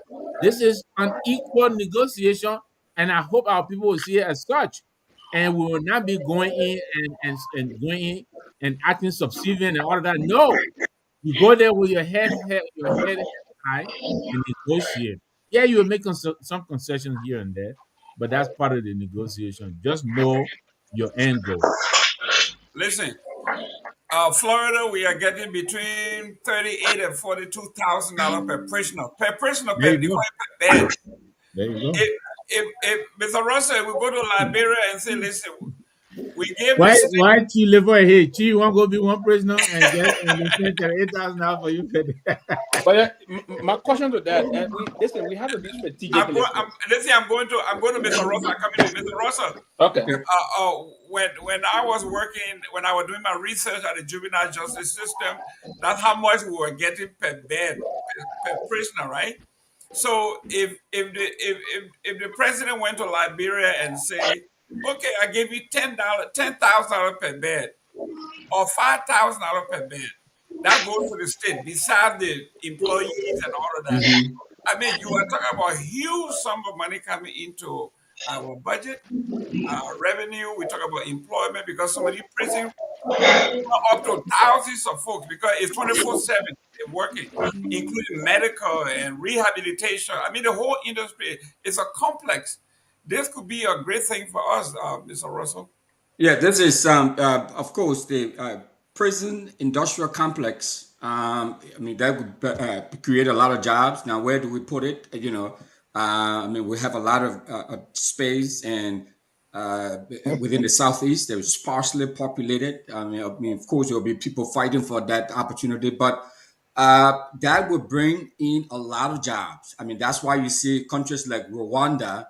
They were fighting for that opportunity. They were pushing. They have laid out their case for why they are a good destination point for that.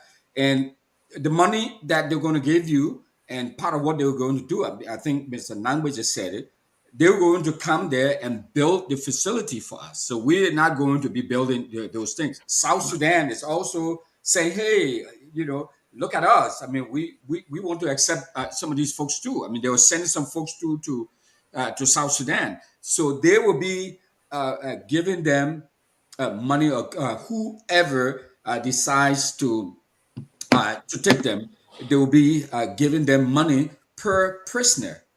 So it's going to be a huge amount of money. But we need to have our ducks in the row. We need to have, places like Rwanda. I'm not sure what the situation is in South Sudan, but they prepare for this stuff. So we have to prepare for it. If this is what we want to do, we have to lay out our vision. For we have to do our part too as well. Because if we don't have the infrastructure in place, I mean, they're going to bring some money in, and all of that. We have to put in some investment, and and see this through. Because trust me, even in this country, there are many Liberian immigrants who I know that work for the prison system, and it pays good money. Seriously good money. They were raising families on it. They were sending their kids to school on the money they make from these prisons. So that will be another angle there too. That will be another angle where we can, create jobs for our people. Put the bad guys in those prisons too as well. But sell this to these Western countries that are looking to outsource the part of the prison system.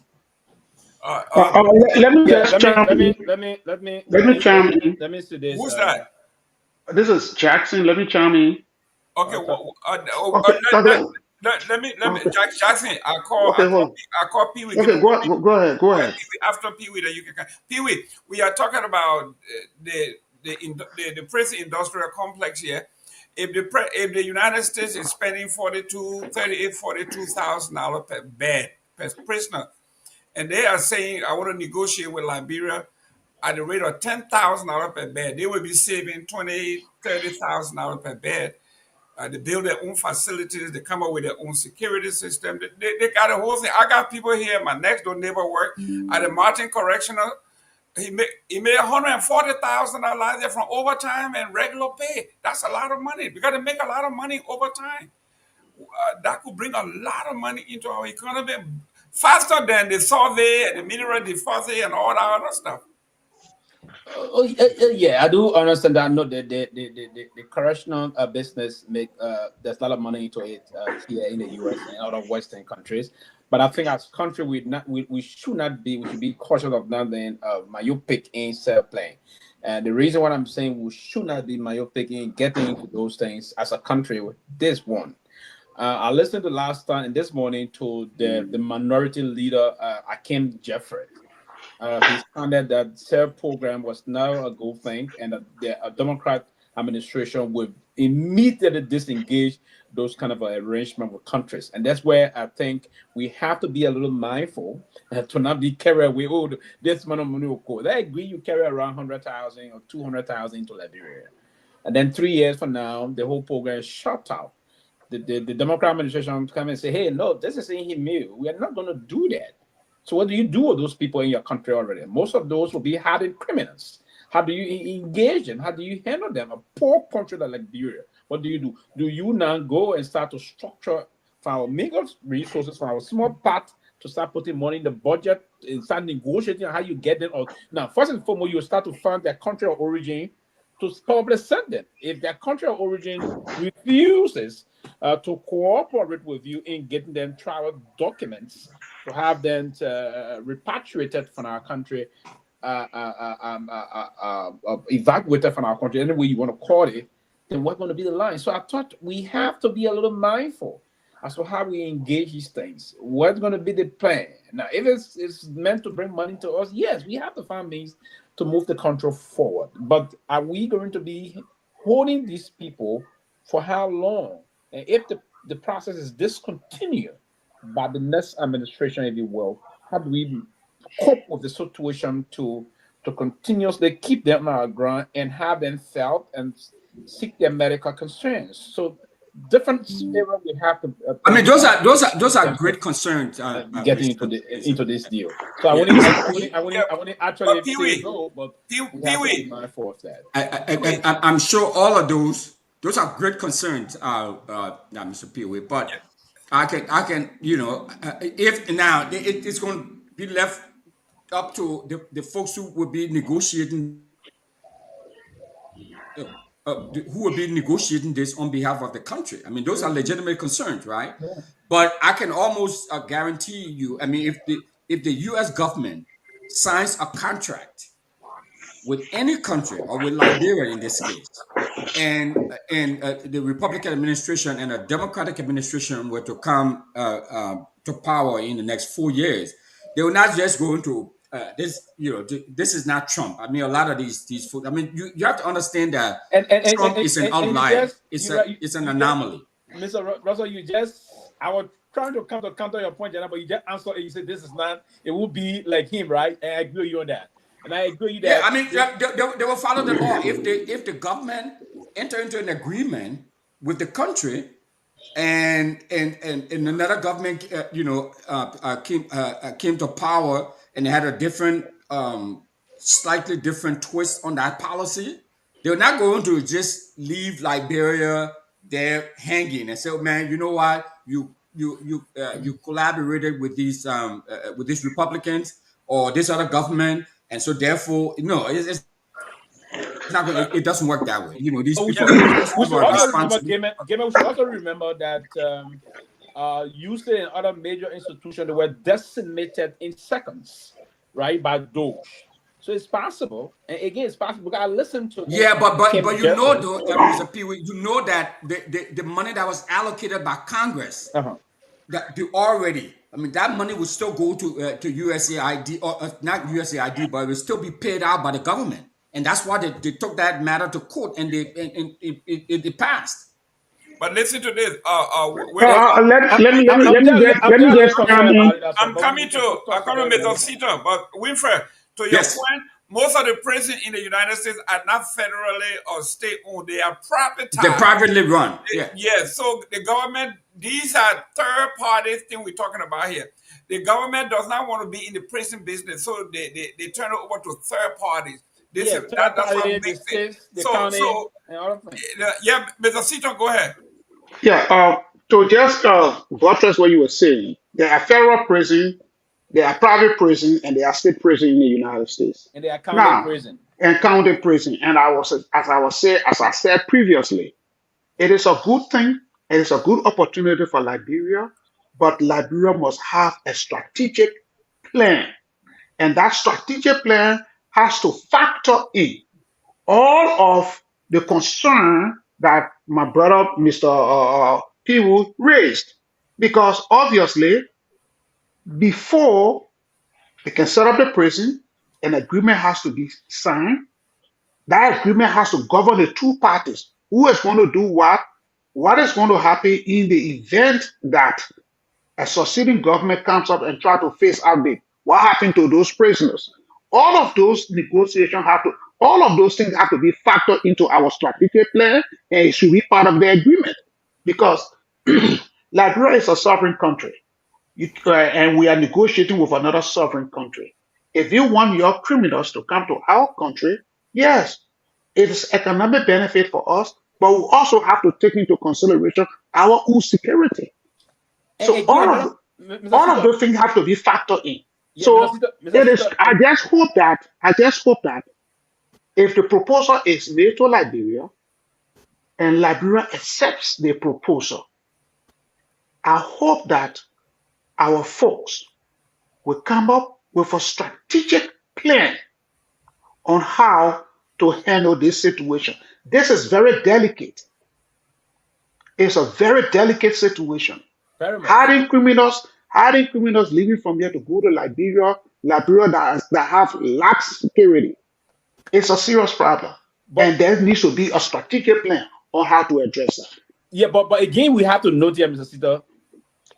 Now, Liberia is a country of laws.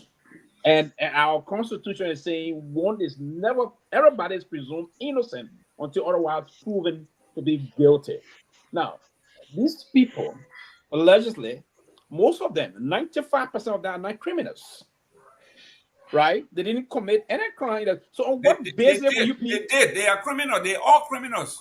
They all criminals? Yes. Are we talking about illegal migrants or talking about criminals? No, the folks who are being sent so to crossing the border are coming across the border. If you cross the border, you are illegal. But it's not criminality. It's criminal nature. No, it's not. It's a violation. It's a violation. But the better it's a violation. It's not criminality. If you cross the border and you but those are not the people they will be sending to. I come to the point, Jimmy, you're saying. If you cross the, let's explain this and folks can come along. If you cross the border, it's not criminality. No, it's a violation. You can be found for that. It's not criminality. But if you cross the border and commit a crime, then it's criminality. So you need to understand these things first and foremost. There's a big debate last time I found on CNN on this thing. Crossing the border is not criminality. That is the reason I am saying. Like, so are we carrying people in Liberia to jail? They are not criminals. That's what I'm saying. Liberia needs to have a strategic plan. You have to take some time to engage. Liberia needs to have a strategic plan. If it is offered that opportunity, we need to have a strategic plan. Yeah, but if they are criminal, we can quote them, we jail them, no problem. It says here, yes. Crossing the border without authorization is a federal crime. So I don't know where you're coming from this. It's not. Illegal entry is a federal crime with the first offense often treated as a misdemeanor. It's a misdemeanor. No, listen, it's a federal. It's a misdemeanor. It's a misdemeanor. It's a federal crime. That's fine by fine. They will fine you. They will fine you. But it's a crime. They will fine you. It's a federal crime. It's not a criminal act, but it's not criminal. Listen. It says here, if you break the federal law, it's a crime. Before my own research, I listened to lawyers on this. It's not criminal. You don't have to go to. It's not criminal. Go to the Homeland Security website. Okay, so gentlemen, let's look at this. We are looking at the correction. When we talk about prison, right? People think it's just locking people up. It has a correctional facility attached to it. So we're talking about things like early release, rehabilitation, work program. I mean, you name it. It's a whole industry that is attached. It's not just locking people up. So here we are saying. Some are well with the prison system before, so we do understand those different components of it. Yeah. So what I'm saying here is, once you see like Guantanamo Bay, right? Guantanamo Bay is in a foreign country, but once that land was leased by the federal government to do its work, whether it's prison or is an extension of the United States for the duration of the time. Yeah. So if let's say we give them 200 acres in Foya, right? I don't know why Foya, but they just give it. We get it. Yeah. Foya got a lot of vast land. Right. It doesn't matter. Or Bele Yara, we get 500 acres. So Bele Yara, President Salif permanently closed Bele Yara down. So okay, but the land, if the land is vacant, right? And the poor Bapalu said they don't want those kind of a thing again, Bele Yara. So right, okay. So we have a lot of vast land in the country. Okay, but so my point, it should be legislated by the U.S. government. Both government would. Yes. So that particular land is going to be like the embassy, right? It's in your country, but it belongs, while they are in use, it belongs to this country. No. That would be a different thing because we're going to manage that place. No, we're not going to manage it. No, they're going to hire locals. Yes, but the management is not going to come from us. They're going to manage it. Or then who are going to get a fundito now? They're going to get a fundito. Well, we're talking about the management. I don't know about that though. I don't know about that, Mr. Gilman. Yes, we're going to manage it. They're not going to be managing it. Yeah, we're going to manage it. We're going to outsource it. So Exactly. obviously, we will be managing Yes, it. but Yeah. listen, So they give us the money to manage it. Exactly. the specification that is used, it will be just like LAMCO or NROC or LMC. When it comes to the country, they will hire Liberians, but they will manage it.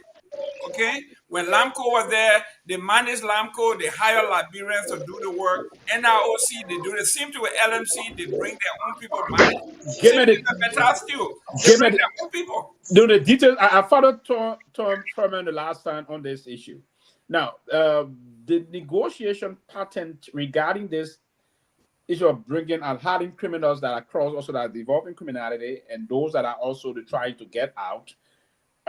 There's going to be a process in getting it out. One, first and foremost, they're working with those countries. The countries that we consider here, those countries will manage it. They will only give you the resources as they're doing in Salvador, right? They give the resources to you.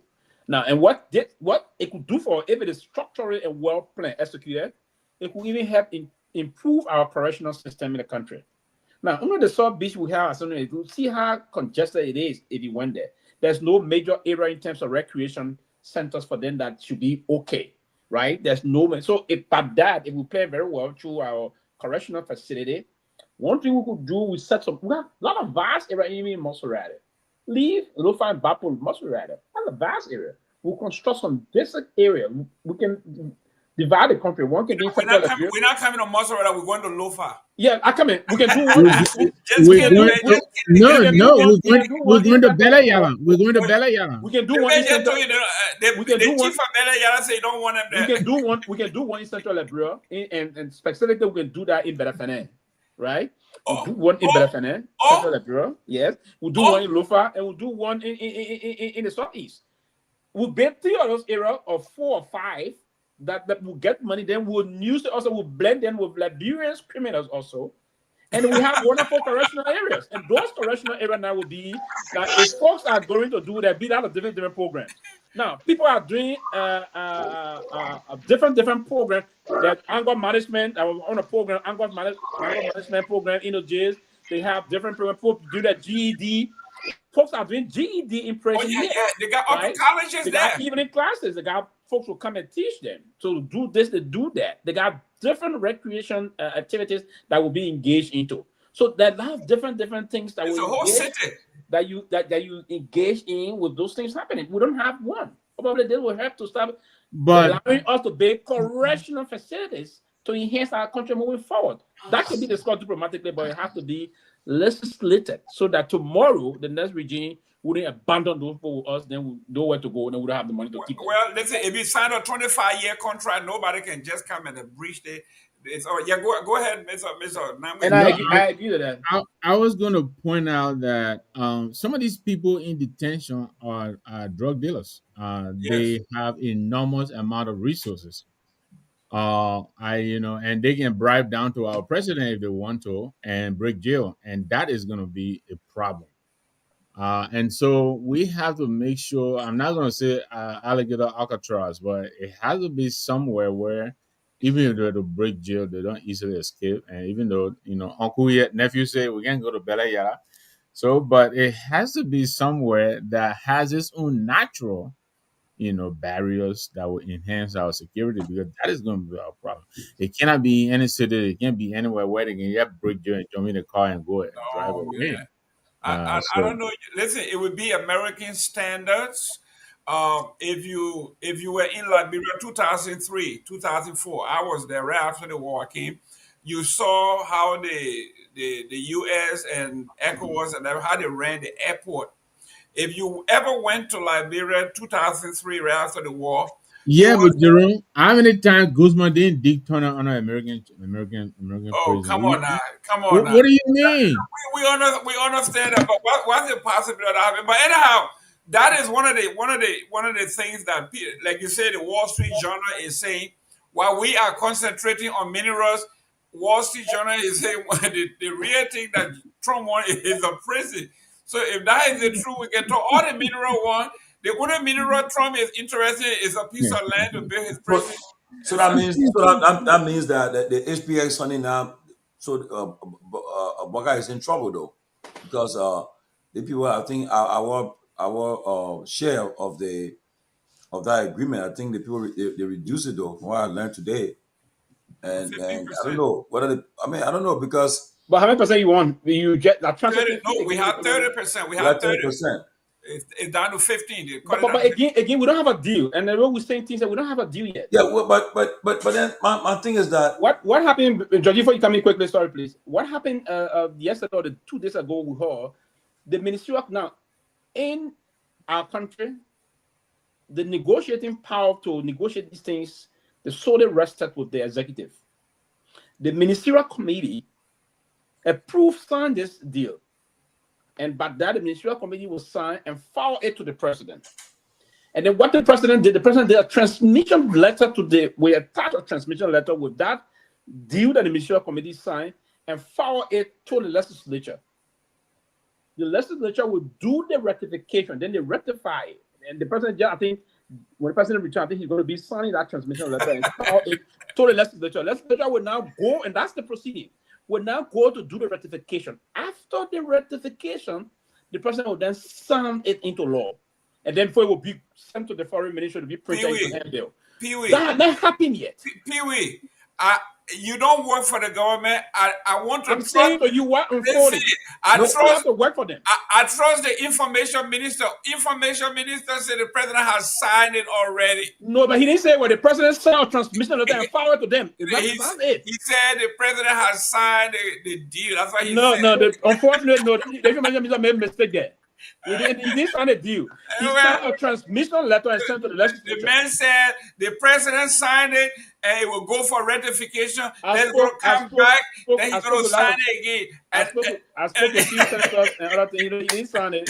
Okay, guys. But according to Senator Kone, I think he said that regarding the potential agreement between Ivanhoe and the government, until the deal is officially communicated, say they are not received it yet.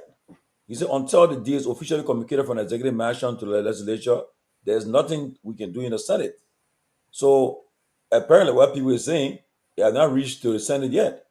And 1 minute, please. I have here on the line Senator Bezon Garfield from Grand Bastard County.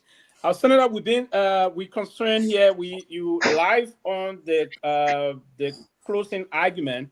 And there's this concern coming up from this XPX deal that the president of the Republic of Liberia already signed the deal. But I would love to seek your input so you can explain to us if the government of Liberia sent this to the legislature, or how did the president sign it? Are you ratifying? Well, the process, the Constitution gives the right for the president to negotiate all international instrument treaties and agreement. So the cabinet, the president has his cabinet, and he forms what they call the interministerial committee based on the sector. And when that committee goes and negotiates the terms and conditions, each member of that committee sign off on it and take it to the boss, who is the president, and the president sign off on it and write that signature that he signed is to submit it, if it's more than 10 million United States dollars, to the legislature for ratification. Now, when the legislature ratifies...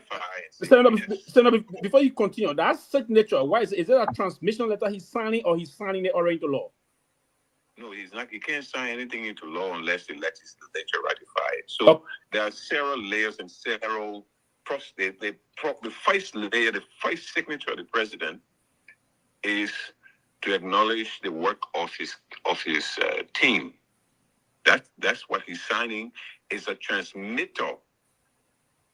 What he has signed is a transmitter to the legislature to say, yes, I agree with all the things you guys have said. Okay? Now he is sending it. Now, when it comes to the legislature and we said yes, that means we are ratified. We can't change anything in it. Even if the spelling is wrong, we can't change it. One letter is wrong, we cannot change it. We can say yes or no. Once we say yes, we send it back to him. We have enrolled it, we have engrossed it, and it's the engrossment that he is going to sign off on to make it law for it to go into effect. If you look at all of the contracts, all of these agreements, you will see the effective date. And that effective date is the signature of the president. So the president have not ratified, don't have any agreement right now. It's an understanding between the president and that company, HPX, or whichever company that the president has. He has negotiated successfully, and he has to inform the people, the public, that I have negotiated these terms and conditions. Here is it. Agree with me or disagree with me. Okay, but so it's not. Do you have the transmission already with the legislature? No, the president have to transmit it. He haven't done that yet. So, no, I mean it's something. It is up to the president whether he wants to transmit it or not. So it's not something that one would say that the president has entered an agreement. No, he has not entered an agreement because he has no weight of law. The other party cannot say I have an agreement with Liberia until it's ratified. See, the other side can't say that. Okay, Honorable so Felix. The issue is that two parties sitting at the table. Both parties have agreed to all the terms and conditions. But one party cannot has no weight of law until the legislature take that action and the president sign it. It has to be that's not even the end of it. When the president signed, it has to be published. Yeah, by the foreign ministry. Into law. Yeah. And then after the publication, or it has to be after 21 days after the legislature taken action for it to become law. Yeah, Mr. Gina got some question for you, I think. So the announcement from the U.S. Embassy, does it have standing? Because according to the announcement from the U.S. Embassy, a contract has been signed between the government of Liberia and Ivanhoe.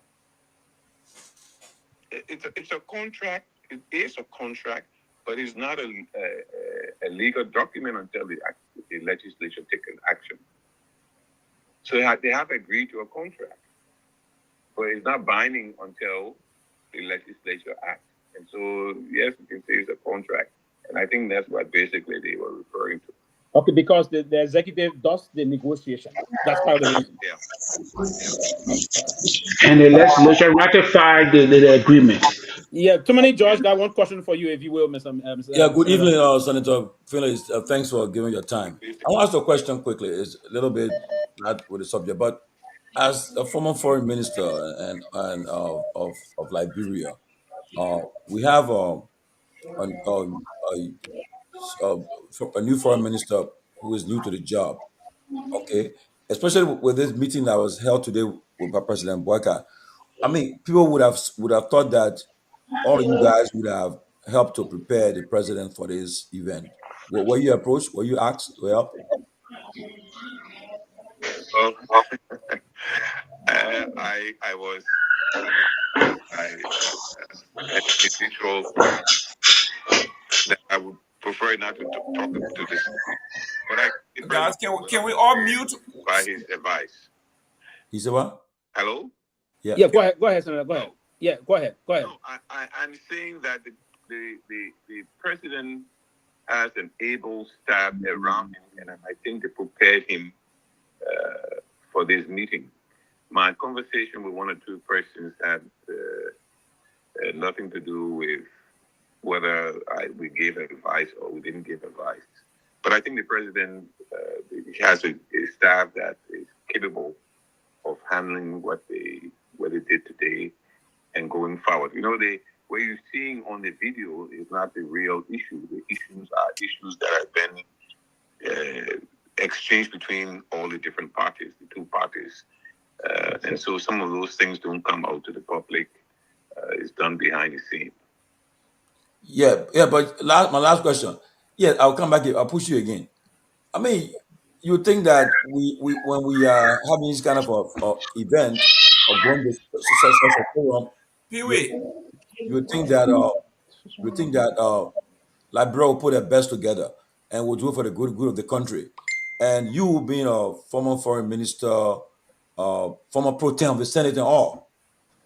You think that you would have been very instrumental in helping, because this opportunity we received today, and mind you, knowing that President Trump, we may not get an opportunity again that he leaves office, because I'm asking the Liberian people want to know they're listening to you live across the world. I mean, you play any part, you help, or will you help in the No, future? no, I was not active in and privileged to the information, but they didn't need my input. I'm sure if they needed my input, they would have asked me. I don't think that's the approach. I think they did a good job, and I think the results will be good.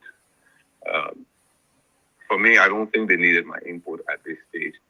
Where they need my input, they will always ask. I can't complain that.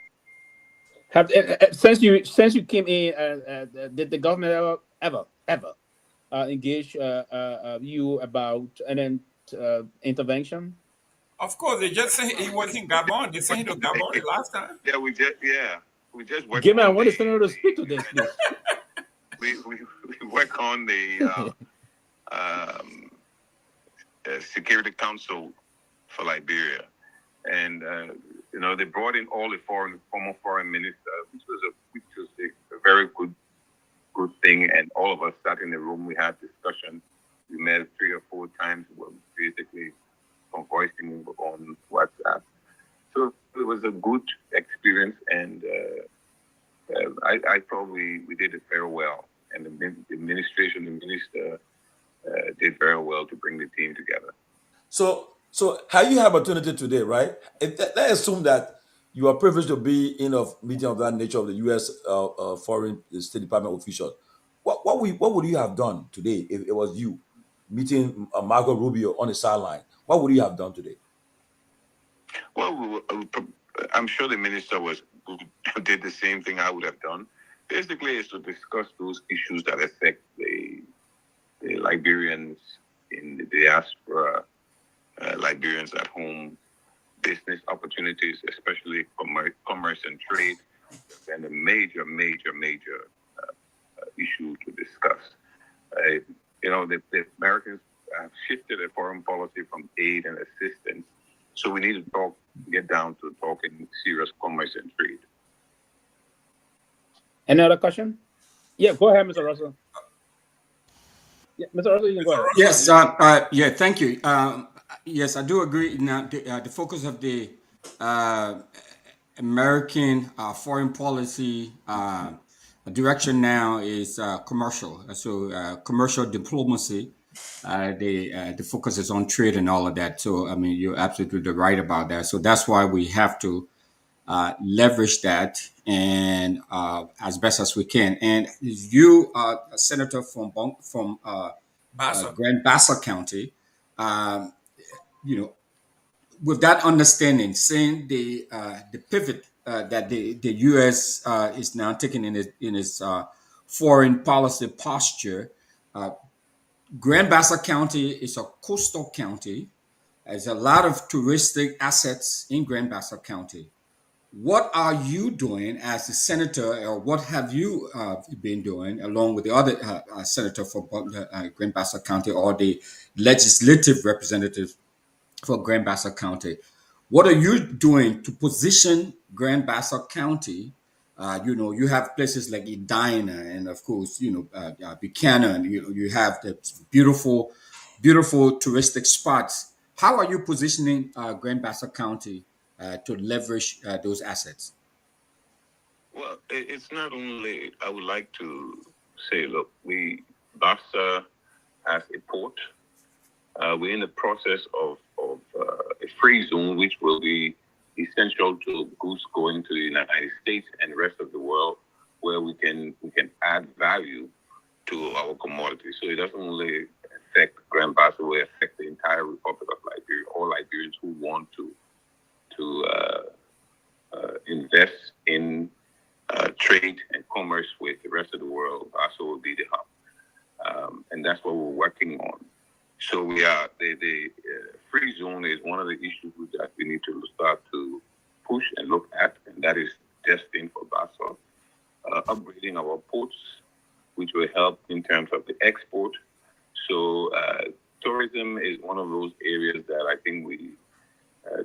to see how we can get access to some of our beautiful beaches in Basso.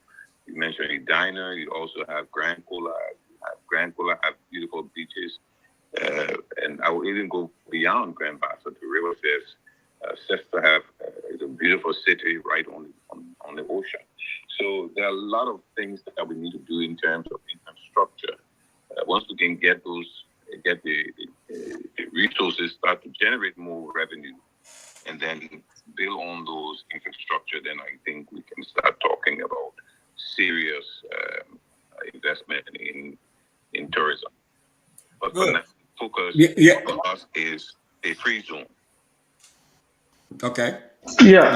Listen, he My got a last question. follow up. After Yes, that, we're so coming to my ECQ. last, great. Thanks, Senator, for that response. Now, speaking of Edina, from the main road from the main road, the paved road, to Edina is like what, about 30 miles or something, give and take. Yeah.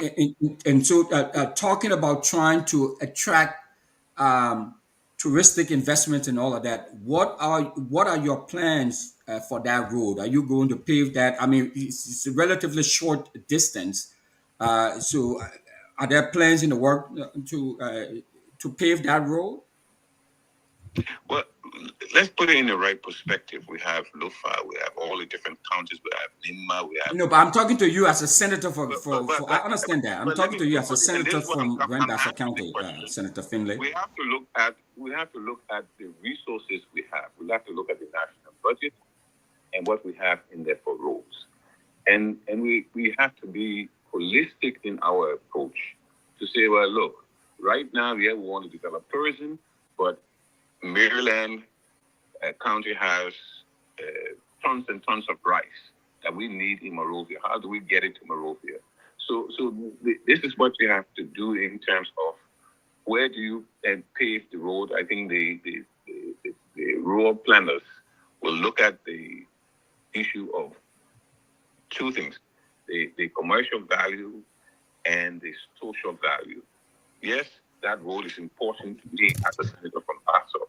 But when a senator from Grand Crew comes in and say, look, it takes 2 weeks to get from Grand Crew to Monrovia with a truckload of rice or a truckload of pepper, we have to have heart for the rest of Liberia. And so we have to be, it's not only because I'm a senator for Basso, so everything should be Basso, but let's look at the holistic picture.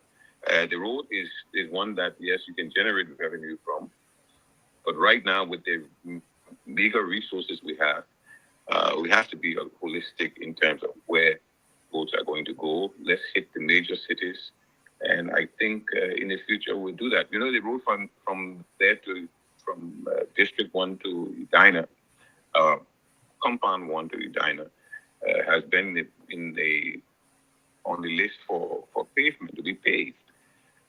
In the past, it even started with Ellen Salif government, who were not successful to get it done, and it's still on the list, and we're still trying to see how we can find the resources to get it done. Great. Okay. Thank you very much, Senator. Thank you for coming on the show tonight to give us some clarity on some of the trending issues in Liberia. My question to you is this. Recently, the National Legislature, including the Liberian Senate, ratified the law that created the National Port Authority. Now, all Liberian ports were under a single authority. That was the National Port Authority. But this new law has given the need for every port to operate independently. My question to you, is it in the best interest of Liberia? Well, let me say this. I did not support the bill, the autonomy bill. I think I'm a little bit more radical in my action. If you want to break up public corporation, privatize it, I felt that we should privatize the ports. That's one reason. There's another side about it, is that the security of this is the gateway to our country, and government needs to have some sort of level and control over it. So security-wise, it might be questionable.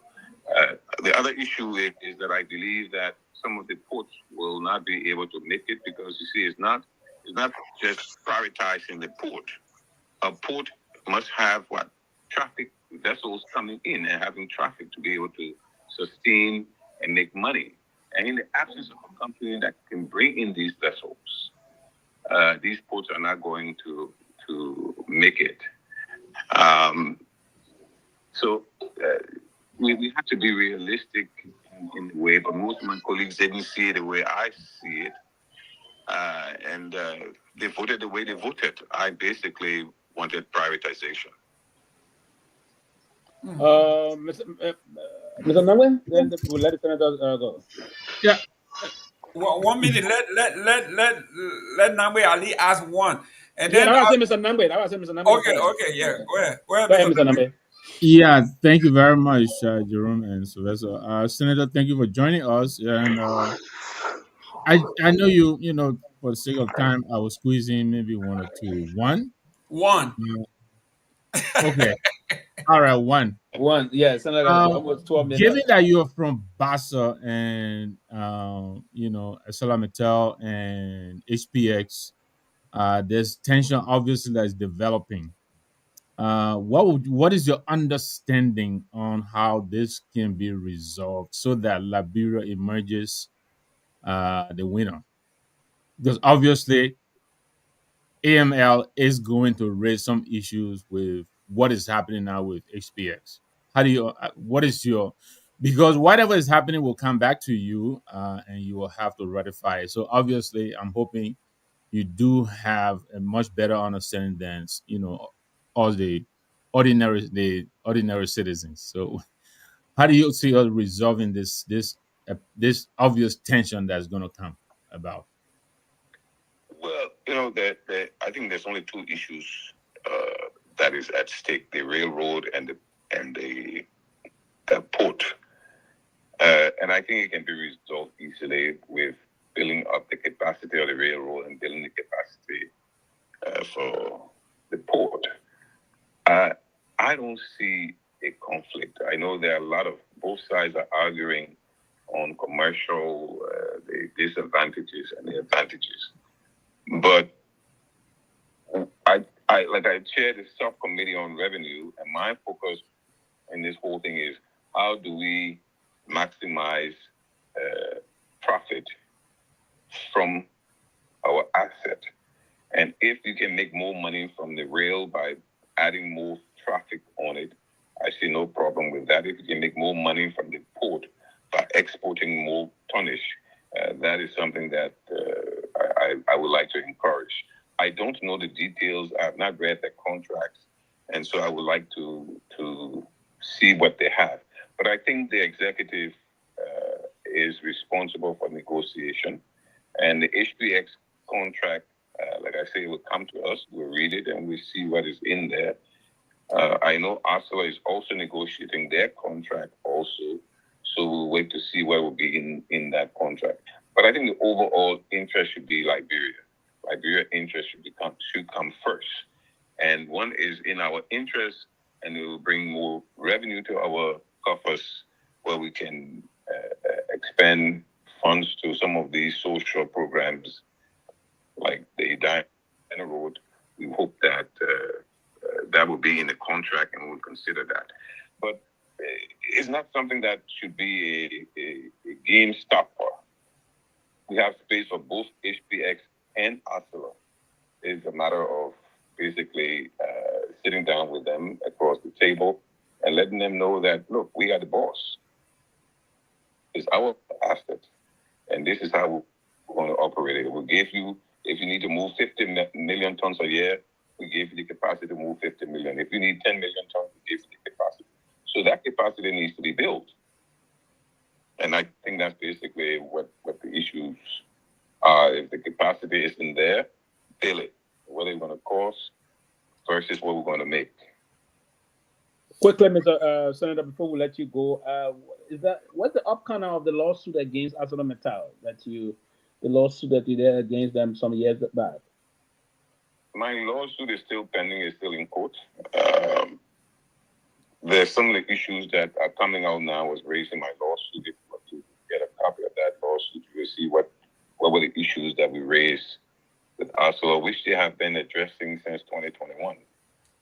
They have addressed some of the issues in my lawsuit. So are you contemplating withdrawing the lawsuit, or are you going to pursue? You're going to push on it? Well, it's up to the court. When the court call for a trial, we appear. Okay, thank you. 1 minute. Sir, 1 minute. Last one. Honorable Finlay, we are talking about everything else, but we didn't talk about energy. I was surprised that tourism, the economy, everything is the backbone of everything is energy. Grand Bassa County, I've been going home. We've been talking. We've been meeting since 2002, and Bassa is still dark. The economy is not booming because we don't have electricity. There's no energy. What is the status of energy in Liberia and Grand Bassa in particular? When are we going to get light, power? Well, the capital city should have gotten power by the end of this month, but they are putting some procurement. These things are now on the shelf, so they have to manufacture it. But I can assure you, Jerome, when you come home in December, I've been told that distribution will be prepared and ready in the homes. So that's one thing. The other issue is that I'm being told by the incoming managing director for LEC that he has negotiated, in the process of negotiating, a 140 megawatts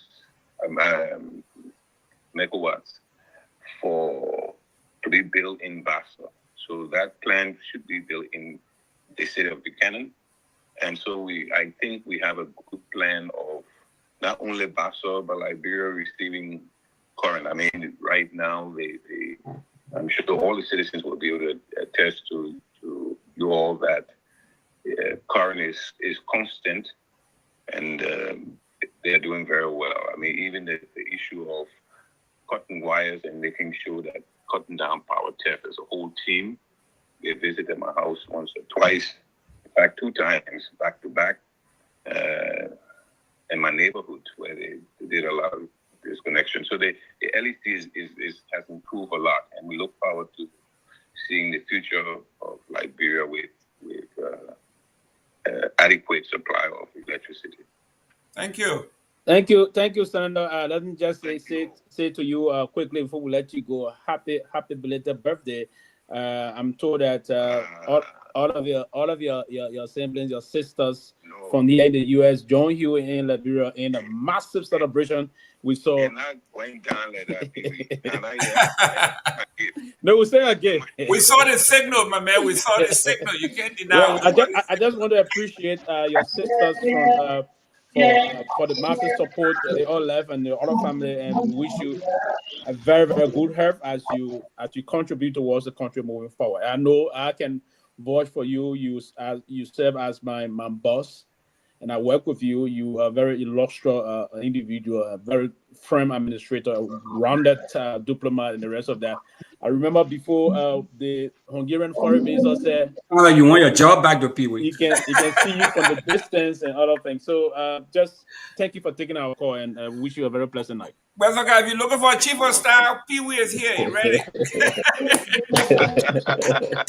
Thank you all, and have a good time. Yes. You too. Pewee. Yeah. I'm going, like he said, he promised me that in December when I get into Buchanan, life will be there. I'm lobbying for you to be the chief of staff, so you're coming back home. Don't worry about it. No. I still play a role almost as a special advisor and technical assistant to the senator, right? I still perform other responsibility. Good. But no, that chief of staff position, I want other people to take it for now. And all of my service to the senator are going to be pro bono. Yeah, because of the way everything going to be pro bono. I will tell you, it won't be completely free because I'm coming on that campaign trail. I'm bringing Guy with me. We're going to campaign in Lofa from dusk to dawn. We're going to campaign heavily. You both on the other uproar side. You're not uproar candidate. We coming.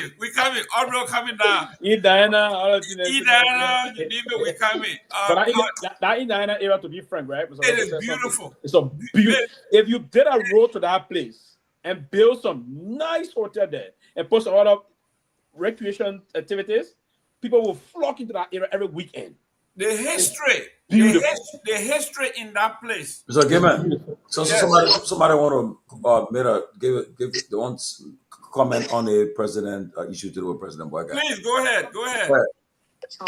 Thank you. So, gentlemen, this is Robert Garguah. Unfortunately, I could not come on today, but I just wanted to chime in a little bit. I think you guys have had an awesome show so far.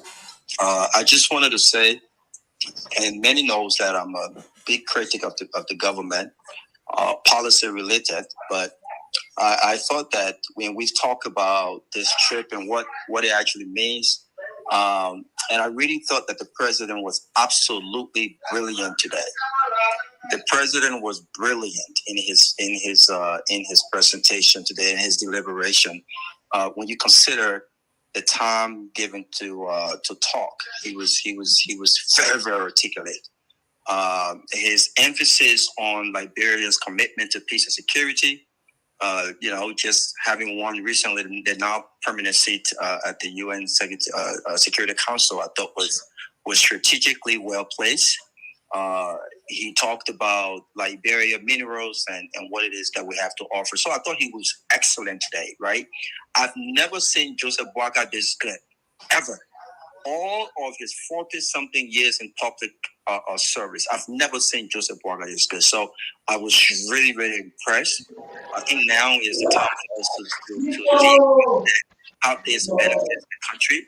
Because success is a combination of actions and attitude. The attitude was well spot on today. Now we are with the actions, and I think that would determine whether or not this trip was more successful or the other. But I thought he was awesome today. I just wanted to make that clear. Thank you. Thank you, Garguah. The woman took Ghana regret it through. This is all he said. You talk about brilliant presentation. This is all he said. Give me that thing, man. The woman was excellent today. We all said this is all he said right here. And that's on the front page of Front Page Africa. That's it right there. You can even divide that into 3. It's still good. But yeah, Raul, you were right. You are very audible. Very audible. We got to be honest, though. We got to be honest. I mean, I heard the president of Mauritania gave a whole speech. In fact, Trump had to cut. I heard the president of Guinea-Bissau, follows down the same path. Joseph Boyka had 2 minutes to give a presentation, and I thought he was great. And I also thought that he handled Donald Trump's ignorance and disrespect with as a statesman, right? Because of course, Donald Trump of all persons, that Liberia, primarily speaks English. We may have an accent, but we speak. But beyond that, I've listened to Joseph Boyka speak before, and I've never seen Joseph Boyka as eloquent as he was today. But the eloquence was not my concern. I think my concern was how quick-witted he was, right? He was very on top of his game. He was on his feet. He pitched every single thing: security, our commitment to peace. Liberia had to offer. I thought he was great. Now, are we going to celebrate how eloquent he was? I don't think that's the interest. I think my interest now is what happens after this presentation, and what does the president come back to Liberia with? Are we going to see something more than just the $1.8 billion deal? Are we going to see more investors in Liberia? This is what I want to see, and I think if we see that, we can all concur, irrespective of our disagreements with the president on policy. We can all concur that I think this trip or this visit was successful. But I thought he was great today. Okay, Robert. Yes. Okay, so if you say, give me your timeline, because I'm a manager. I like everything. I like my deliverables to have timeline. When do you expect to see something happen? Give me some timeline. Well, I want to start with this deal. From all indications, this deal, based on conversations that I had today as well, this deal is not final yet. And again, we talked about this yesterday. I think the president, his hands was kind of twisted a little bit to get this thing pushed through. But I think we start with this deal. I think we need to go back to the drawing board to talk about, we may not get $5 billion, right? But if we are going to look at a legal possibility with AML, given the access that they have right now, then we can't just sign a $1.8 billion deal to fight that in the court of law, because we have that at hand right now. So I want to see some serious steps taken to go back in rectification with the house of both houses to see how best this deal can be rectified in the interest of the Liberian people. Beyond that, based on what the president said today, I want to see some serious on-site meetings held with investors. And when you talk about Tomalin Gimmet, I said we want to see some actions taken in the next few months when the president returns, or else this speech is going to be this presentation falls on deaf ears. If the president returns to Liberia, and I know success does not happen overnight, but if he returns to Liberia and 2 months, 3 months, year in, and we don't see the needle moved, we don't see investors, we don't see some serious trade partnership beyond just this $1.8 billion deal, then from my perspective, I don't think the action, you know what I'm saying, like align with the attitude, with the speech, because just a speech it doesn't mean that everything was successful. What we want to see are tangibles from this presentation and how Liberians and the country benefits from this. And if this happens, I think the president can give himself a tap on the back. I thought he represented us well. I thought he represented his government well. And I thought he was very, very impressive in his deliberations. But timeline-wise, I would say in the next 5 months. In the next 5 months, we want to see meetings being held at the executive mansion in Liberia. We want to see investors come into the country. We want to see different things happening as far as private sector growth. We want to see these things happen, and this is what we want from Joseph Boakai. This is what we want. Okay, let's look at when we listen to Professor PLO. He says when they are in the White House, look at their posture. Look at things they say, whether they're going to be singing praises. They all agree that President Trump should get a Nobel Peace Prize. Do you agree? Yeah, but I thought that was BS. Obviously, the question he didn't even. Let's be clear, right? Trump is not a diplomat. Let's be very clear. And I think today, in as much as I have some serious reservations about this president and his leadership, I thought that he handled Trump pretty well today, because he could have been on. I mean, I would have said, but Mr. President, Liberia official language is English. No, I would have said that respectfully. Mr. Garguah, that was not the question. That was not my question. The question was the African journalist asked whether Trump was deserving of the Nobel Peace Prize, and the 5 presidents said absolutely. No, I think they were pretty much intimidated. Now, come on. No, I don't think Boakai Yes. I don't think Boakai commented on that. Yes. Or to say otherwise, and diplomatically, I wouldn't have. I'm not sure if he responded to that question. I thought Trump said yes, he is deserving of it, but I wouldn't have expected any president to say no. The president does not deserve a Nobel Peace Prize. I don't think that would have been in the interest of the country. I don't think so. But do I think he deserves a Nobel Peace Prize? Absolutely not. I don't think so. Excuse me? I don't think so either. My President Trump deserved the Nobel Peace Prize and a little based more. on what? Based on you heard what the president was saying. What do you expect? What do you think they were going to say? They were sitting in front of Trump. You're going to bottom him up. You're going to say all these nice things. Help the brother up here because they are struggling. My president. Who's struggling? My president. President Trump, the greatest president, transitional, transactional. This man deserved a Nobel. He brought peace. The other president said he brought peace to the Congo. He's bringing peace to the Middle East. He deserved the Nobel Peace Prize, and I agree. No, but on a serious note, you don't have to like it or so, right? The only time I got disappointed in the Nobel Peace Committee when they offered the prize to Barack Obama, right? Obama is admitted that he didn't deserve it, but he still That's accepted correct. it. That's the irony of it. But moving on now, if you were to move through the globe in terms of what's unfolding globally, Trump is pursuing global peace than anything in his second term, right? He's taking a savvy approach towards international diplomacy, and by that, listen, we were at the brink of a major nuclear war between India and Pakistan. Yeah, Just for one phone call saying to them, if you continue this, we will do business with you. They stopped. They immediately stopped the next day. Today, there's peace there. Then now they will negotiate the way to move about it to coexist, right? So he's pushing for peace in the Gaza also, in Gaza and Israel. He's the pushing. Abraham Accord. The Abraham The Accord. Abraham Accord is there, right? He's also pushing, and he just got mad with Putin because Putin does not want to see peace come through. So, I mean, for now, I would agree, and that's what Joe Biden said. Joe Boakai handled it. That's why I was very impressed with Joe Boakai. But Joe Boakai or more other leaders just said the way they said it, but Joe Boakai was more detailed in saying to him the pursuit of global peace is important. So I think I wouldn't be surprised, and trust me, I'm not saying my thought process not really disappointment, right? So I wouldn't be surprised if this October, 2 months from now, we hear that Trump is the winner of the Nobel Peace Prize. I wouldn't be surprised, honestly, or he's going to win it along with someone. But I think Trump is going to be one of those recipients of the Nobel Peace Prize this year. He's doing a lot of things in terms of pushing for global peace. He may be erratic in terms of the way he handles things.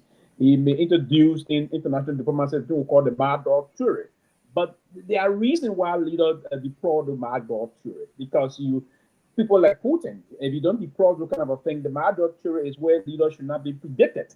Leaders that are unpredictable in terms of international diplomacy, international negotiation. So it's important that we all begin to say this is happening, he is polarizing, and the rest of this. But I think he's my candidate to be the Nobel Peace Prize person. And I will hope I'm doing that from the political perspective, for international diplomacy. It's not that he's going to do this thing he's doing personally, and it's that the African leaders are not alone.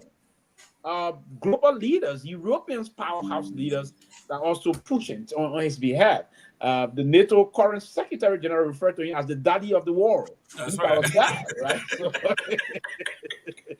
So we take note of that. And again, in diplomacy, we follow the signals, right? That's right. So, That's right. But next year, November, all that thing will call off. But That's right. next November, when they have given up the Senate and the House to the Democrats. It's not going to happen. Mr. Sita, Yes, I think that believe that Trump should be the Nobel Peace Prize winner. I think he's a serious contender in a sense that let's look at it from the perspective of the U.S. election. President Trump is the second person in U.S. history to win election after losing election when he's the second person to win election after he was defeated during his first term. He came back. Another president in the 18th century followed that same path. Trump followed that same path of William McKinley. He was elected, he was defeated, he came back, and he won re-election. Now, if we look at that, President Barack Obama only won re-election for his first term, and he was nominated and won the Nobel Peace Prize. So if we look at that in terms of America's electoral history, I think President Trump deserved to be a Nobel Peace Prize candidate. That's one. Two, looking at what is unfolding geopolitically around the world, he's trying to bring peace to the Middle East. He has brokered peace between Pakistan and India, two arch rivals. Now he's now dealing with Russia, trying to make sure that Vladimir Putin is contained. And he's doing a lot of things. And there are a lot of stability that is going around the world. And besides that, he's an unconventional person. Nobody knows what Trump is going to say or do next. So, and the whole world is kind of a little bit at ease because of his leadership. So I think he's a serious contender. I think he's a serious contender. I mean, Great. honestly, I won't disagree because, but again, I really want to see the tangible in his peace initiative because the people in Gaza are still dying. They're still bombing the people in Gaza. Exactly. In Ukraine, Russia today launched heavy in Ukraine. Now he threatening. He said he will bomb Russia. I mean, so there's that piece. The war is, and he said the war will inflame, but instead, I think he had the place. The place is getting higher. Okay, he's trying to force this guy to bring the guy in Syria to the peace. I mean to talk some sense. Again, we're looking at all this stuff, but I mean, people are nominating him because they're strong. So I Yeah, mean, I mean, people know he likes that flattery. yes, he won't rest until What until he gets that peace prize. And the job, the question Obama own, will question your own too, you know. And that's why I see what happens. Let me go to the George. I mean, King George. Let's tell the truth. You think that Trump is going to be taking note if you vote against me and sanction? The guy, I mean, he's that petty. He's that petty. the guy can do anything. Look, I'll be honest with you, right? All through last night with Arlena, I was thinking, I said, something weird will happen today. Something will happen today. I was just thinking about it. And on a serious note, God said no. I was praying that Bugger be elected at his best. Even though that picture I see going around here, that picture that AI them that Bugger for No, that's not AI, that ain't true. That Papi never fell asleep today. I think so. Yeah. The project came and Papi. I would not vote for Trump to be a Nobel Peace Prize laureate. I don't think he deserves it. I don't think he's done anything to get him to give him that prize. You can be speaking from both sides of your mouth. Exactly. He went and jumped in the war with Israel and dropped 14 bombs, on Iran. But we all agree that Iran should not have nuclear weapons. For no reason. And Yeah, look at what's happening.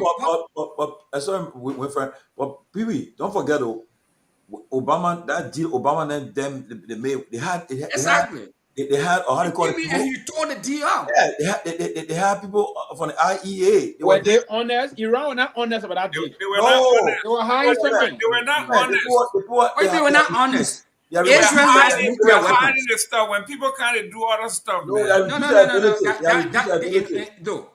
The fact of the matter is that they were exactly. The fact of the matter is that they were enriching uranium at a much lower rate because of that deal. Okay, and after Trump came out, and because anything that Obama did, he didn't want Obama to take credit for it. He would come and he would just. I mean, even with he's that petty. Even with Biden, he was doing the same thing. Every friend, better know them. He's here today. He causing the point from everything. See, they are so stupid people. See, they are stupid people out here. Yeah, I mean, who does that? So he's that petty. I mean, you look at what's happening in Gaza. Almost 60,000 people dead. No food. He has the power and the leverage to pull Israel back and tell Israel, you know what? Stop this stuff. They pull out the UN. They did all of this stuff, and but frankly, these Arab countries are there. They're not doing anything. Trump came. I mean, the Democrats are not any better, but all of that, in my mind, makes Trump undeserving of the Nobel Peace Prize. Wow. I mean, he wants it, and people are pushing it. I didn't expect them to say anything differently than they did in his presence, because they know that he likes his ego to be inflated and all of that. I mean, like all that kind of stuff. But I mean, does he deserve a Nobel Peace Prize? Hell no. But look, one person I missed today, if he had opportunity today, I charged it up before Trump today, forget it. You're gonna. Oh, no, but Charles Taylor is like a Trump, very street smart, very Oh savvy, yes. very Oh yeah. Look. and Charles Taylor too is very eloquent. Yes. But he's What you gonna do today, Russell? You're gonna praise Trump. K in the highest. Oh yeah. You praise Trump. Lord, if you know Trump, don't say Lord. Them my partner on this. And you're gonna even extend an invitation.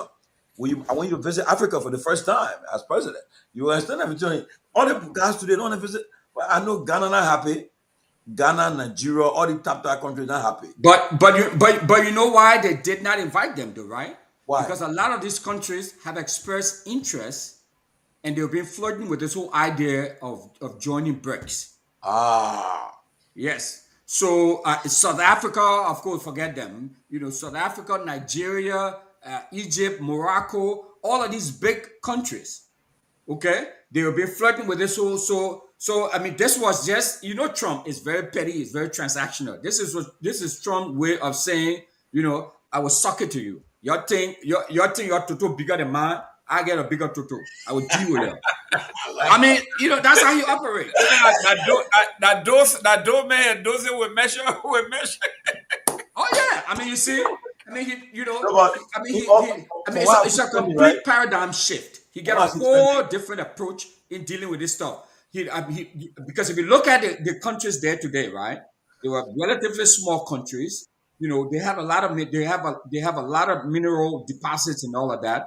But there were 3 francophone countries, 1 lusophone country, and 1 anglophone country, right? So all of this stuff, French orbit, I mean, he tore up the whole world order. I mean, he has a commercialized approach to everything. It's strictly business. It's strictly what is in it for me. Yeah, but for what I see training all around, they say this guy from Gabon, he was the best today. Everybody praising him. For me, I mean, I think the guy from Gabon and Senegal. I think the guy was I think his presentation was spot on from my vantage point. The guy from Senegal too was spot on, and I think he hit all of the different pieces. I mean, he talked about tourism, he talked about golf, he talked about value added, about building factory. We don't want you to come and take our natural resources. We have natural gas, we have oil, but we don't want you to take our resources out of the country. We want you to build finishing plants there. I mean, I thought his presentation was the best. And so then, for real. You guys who've been involved in this thing, all of you who've been in this thing before, right? So after the kind of meeting, I don't see it happening though. Usually after the kind of a meeting, you do follow up, right? Some people, some of the president that I just got a message that President Boga leave for Liberia tomorrow night. So now, will he leave some people behind him to finish up to do the finishing touches? Yeah. Will they follow up? I think there will be a lot of follow up. There will be a lot of meetings. These are just photo ops. The meeting today was just photo op. There have been a lot of discussions that have been ongoing.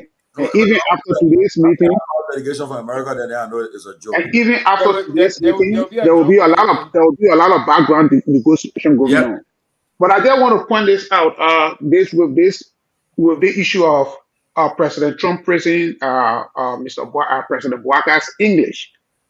We all know, and some of you said it before, that in this country, the vast majority of Americans are ignorant.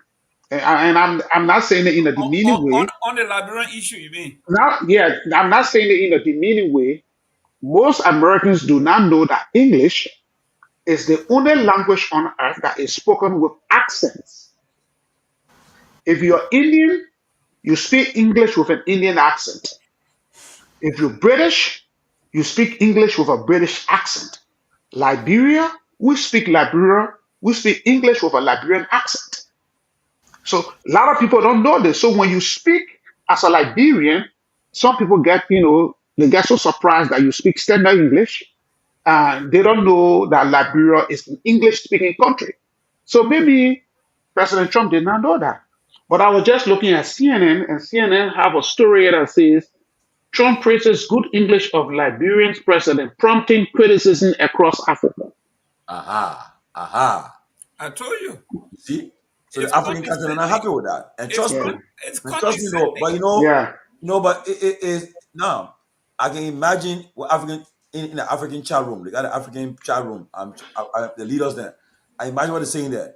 I can imagine when President Boga go to attend the ECOWAS summit, the African Union summit. I imagine people in line say, "Well, why you let that guy to say that to you? You didn't push back." And these are things you're getting. I don't know, but I think President Barker is a diplomat. yeah, Trump is an unconventional person. yeah. So I pray that, Yeah, you as know. somebody said, I pray that we get some positive results from. But I don't see Yes. it happening though. I don't see positive because I know they had closed the meeting, but from all indication, I don't know what are the American people gonna go. Let's see what happens. I mean, I really want to see it, but anyway, Let's see what happens. No, Remember, Liberia is a strategic partner of the United States. no. Our relationship dates back more than 100 years. Mr. pass, Seaton, Mr. Mr. Stephen, that's Seaton, not pass. all that is out the window. It Yeah, means No, it is not. Yep. we It is said it. not. It means It nothing. is, brother. It is. the pass, Mr. It Stephen. is not. It is. It means It's a new day, brother. It's a new day. This thing has nothing to do with partnership, man. This talking about why you got like Waka said, right? He said, I agree with you with making America great again. So hey, if you agree with this man to make his country, yeah, he said that. If you agree Yeah, but with Yeah. so doing Trump first thing, visit Africa, right? no. No. No. But there's But a possibility that he may likely go to Africa. We don't know. the Trump will go to president, Africa. I want to see happen. the president of Senegal said, Mr. President, not only am I building the golf course, but it's only a 6-hour flight from Miami. You know, he knows that the man lives in Palm Beach. There's only a 6-hour flight, direct flight from Miami to Dakar. So So 6 hours from Miami to Dakar? yeah. Wow. He said you can fly and come play your golf. You know, and all of that. So we've got to see what's happening. But from what I see on this delegation, from what I see here, this is just a photo of Trump wanted people to come sing. I think But different. I think different do way. you also I thought maybe Baka didn't tell you that, but do you also know that we have one of the best golf course in West Africa or Africa? Oh yeah. Yeah. Have you gone to Firestone? Firestone. Oh yeah. The Oh, Firestone yeah. boys got the best I golf. remember Very beautiful. the Very Gambian beautiful. president Jawara. When you want to play golf there, with who? When he came to Liberia visit Do, he played golf there in Firestone. Very beautiful. That part of Firestone. They were the elite people live. But Yeah. the elite. Yep. Very beautiful. You know, very beautiful. So there is another angle, right, guys, with this whole English speaking and Bwaka, presentation and how he's been praised and liked, and I mean he's getting a lot of attention around the media. The media space. Then James, you stole the show. Yeah, and social media space. That's the thing that NBC is carrying. It is trending. New York Times is carrying it. Everything that, but man, Media, legacy media. BBC is carrying it. Listen, prior to coming on this show, Mr. Seaton, yeah. we gotta be careful. You don't want to steal the show in a negative way. I mean, no negative way. It's still a show in a positive way. Look on CNN. I'm watching it in my office here, right here. I'm watching it just like he said. Yes, it's all over. I mean, African ABC, presidents are NBC. upset that another president would be spoken to that way. That's what's trending. I'm watching it now. I mean, just wait. No, but Mr. Gilman. So this is part of what I'm thinking. So let us look at it in a different light, or from a different perspective. And that is, what does that say about Liberia's educational system and how it has fallen? So you can look at because President Ellen Johnson Sirleaf is well spoken. I mean, we all know that she's very eloquent. So was Charles Taylor. So that generation of folks, even Alexander Cummings and all of those folks who went to CWA and Cathedral and and all of those big schools, St. Patrick's. That also went to Bassa High School and Torgbean High and Monroe College and we speak standard English. Educational system there. So what does that say about our educational system then and what does it say about our educational system now? So I think that's another way, another angle to look at that and Yes. say, okay, you know what? How can we get a students of today, you know, going through To, high school, going through primary education, the primary education system, and all of that? How do we create many many more Joseph Boakai? I saw in the comment section one of the talk show when they say maybe Joseph Walker needs to go down and put premium on education. Okay, Yep. because Yeah. it's Because so they see that of his days. It's not a yes. see that it's not. Okay, Mr. Russell, let's look at it from the slavery point, right? Hey. The sociological Oh impact. man, you coming up with it? No, yeah, I'm coming. No, I'm talking about in the White House, Mr. Namwe.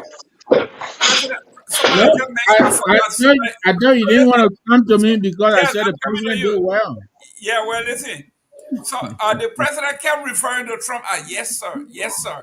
I forgot that. That No, he was said it. I think he said it 1 or 2 times, right? yeah. What was all that about? You No, those but we presidents discussed yes, that. For me, we discussed that before you came on anyway. But for me, Yeah, that's why for me too. I don't even like people calling me sir. I mean, but it's one of those things in our African culture. Oh yeah, yes, sir. Oh You know, yes, sir. yeah, for me, it doesn't matter. Jim, it I you will. does. I yeah, will that say, sir. Yeah, but know, from an Mr. American Jim, perspective, an Yes, American Jim, lens. Jim, you it were well does. raised. Jim, you were raised well. Now, why Yeah, he was well read. That's the Listen, part. Yeah, listen, He's refined. Mr. I wish Sita. he had said yes, Mr. President. But you Yes, know, yeah, that would have been preferable. But yeah, it but was you a know, contest also to the American president. yeah. Now, listen. it's a JMB is an uncle, right? Traditionally, but put it back to diplomacy. Back to diplomacy. Back to diplomacy. He's not Quickly, Trump man. uncle. He's not Trump uncle. I come in back to diplomacy. Back to diplomacy. Trump was the host. And in diplomacy, we are called respect to the host, right? So yes, sir. For me, maybe he would have said yes, Mr. President, Mr. but President, that's correct. but he was according respect to the host country, But and but because Trump was the host. but So Mr. Pewee, this is what we are talking about. When you are going to a country, you have to understand the culture. You have to understand the history. You have to understand the social psychology of what for a black man to be in the White House and referring to a white man as sir, president to president. To them, it's a plantation talk. We don't do that anymore. You don't look at your equal and call them sir when they talk. And that's why I agree with you. I agree with you from that perspective. He's a president, and if I would borrow one of our former president's statement, Taylor, he said, we are that mutual thing, right? You president are president, but again, I agree that was. But again, those of us that we want to hail Joseph B. to the government support it, will say he's being humble in that position. But I will hope next time he will actually. Yeah, and I tend to agree with Pewee. He was being humble. Take Yeah. for example, when President Obama was president, right? He went to meet Fidel. It was it Raúl Castro or Fidel? Yeah, Raúl Castro. Raul. And even Obama bowed down to shake his hand. And when he met the Queen, he did the same thing. Yeah, There was a exactly. whole lot of talk about this. But again, you are trying to tell your host that you are being humble. That does not necessarily mean that you are demeaning yourself. Yeah. Mr. Seaton, Yeah. this culture we are It's in, nothing but women, black men. right? It has nothing to do with what. Look, I slavery is over. It is dead and gone. It's been gone I ever since. follow a recording, Gamer. I follow a recording that you were in the middle of some Republicans or some white guy or saying you are also responding to the president, sir. But you want to call in sir? You don't want to put a call in sir? Why? Look at this guy. You see, listen. Let me tell you this, Mr. Yeah, you want to call in sir, but you don't want to put. Oh, really? Oh yeah, call in sir. Yes, sir. Mr. Seaton. You do that every day. You call for sir. So, Exactly. In America. Seaton. Yeah, go ahead. Yes, sir. Yes, sir. Yes, sir. You won't listen, Mr. Namwe. Let me tell you because he guy didn't want to hear me. Mr. Namwe. According to some of the newspaper clipping that I read when I was living with my uncle Tom in New Jersey, one of the uproar from the NAACP was when President Talbot visited the White House in 1978 or 79. When he got into the White House, he prostrated in front of Jimmy Carter. And the NAACP took that as an insult to the race. Why would the president of a nation come into the White House and prostrate in front of a white president? And that was huge. This is why when you are going to these events, people tell you the cultural and the symbolic significance of how you talk, how you walk, and how you do things. Jerome, stop the thing, man. Jerome, stop this. Jerome, stop this. Talk about prostrating. Yeah. You got something good? Man. Jerome. Go back to the world. Go back to the world, sir. Even in Great Britain, they used it as a name before the surname. But I come in 1 minute. To you. Go back to the meaning of the word, sir. Then we will know what we're saying. We're not talking about sir anymore. We're talking about the president prostrating. It's a polite way of the president of a country prostrating in front of another man. He said, "It's who did that? Tomalin." And Tomalin did it to who? Jimmy Carter in the White House. He prostrated in front of Jimmy Carter. Yes. For what was the reason of he doing that? That's why everybody want to know. Maybe he was just glad that he was in the presence. Had Toba done that, we would have seen clips of those photos. I've seen it. I have the clip from Nyenwolo. I will pull it off somewhere so you can see. Let me say this to you about that. Toba was one president that normally you wouldn't tell him what to say or what not to say, right? He was one of the most powerful intellectual Liberia ever as president. And in terms of for him to prostrate from a Carter that was a liberal kind of a president, that sounds far-fetched. But again, I don't think Toba would ever. So I mean, Nyenwolo and other the level of Nyenwolo and other man, I see people that undermine Toba then. Nyenwolo and that's here around here. These are people that benefited from the largesse of Toba, and they came to start to undermine Toba. All these guys benefited from the largesse of Toba. On a serious note, Toba will prostrate in front of Jimmy Carter that was a liberal president. No. So the war, sir, it's just a kind of way of giving courtesy, answering politely to someone, particularly someone in authority. That's it. And the British way before the surname, Sir Pewee. I can't remember how he said, Sir Sylvester Pewee. Right? Well, so I will count on you to start calling me Sir Sylvester. Yes, sir. Well, ladies and gentlemen, let's go to one of the last pieces here that we need to look at. The Liberian People's Party (LPP) Standard Bearer Councillor Gongloe distances himself from the July 17 protest, and he said the LPP firmly will uphold citizens' right for peaceful assembly if they want to do so, but he distances himself from that protest. Namwe, why do you think a freedom fighter will distance himself from protest? Well, look, we have had reservations about this upcoming protest. We have expressed same, and I think what Councillor Gongloe said basically kind of encapsulates everything we've said. This is a CDC protest coming against a UP protest. Well, as far as we know, both of them, just like Gongloe said, they are responsible for what we're going through right now. They're equally responsible. So if they feel that they're peed in the other part, is misbehaving and they want to go out in the street, well, good riddance. I don't understand, first of all, what is it that they hope to achieve from this? I have been asking, what is the expected outcome of this protest? I haven't got any full right answer. So we don't understand it. And, the CMC has not associated itself with this party. Then my mother party, UPP, has not associated itself with this protest. And I understand exactly where Councillor Gongloe is coming from. I totally appreciate his position. This is John Palmer and John Rest in our Liberian Parliament. This is John Palmer and John Rest we're talking about here. So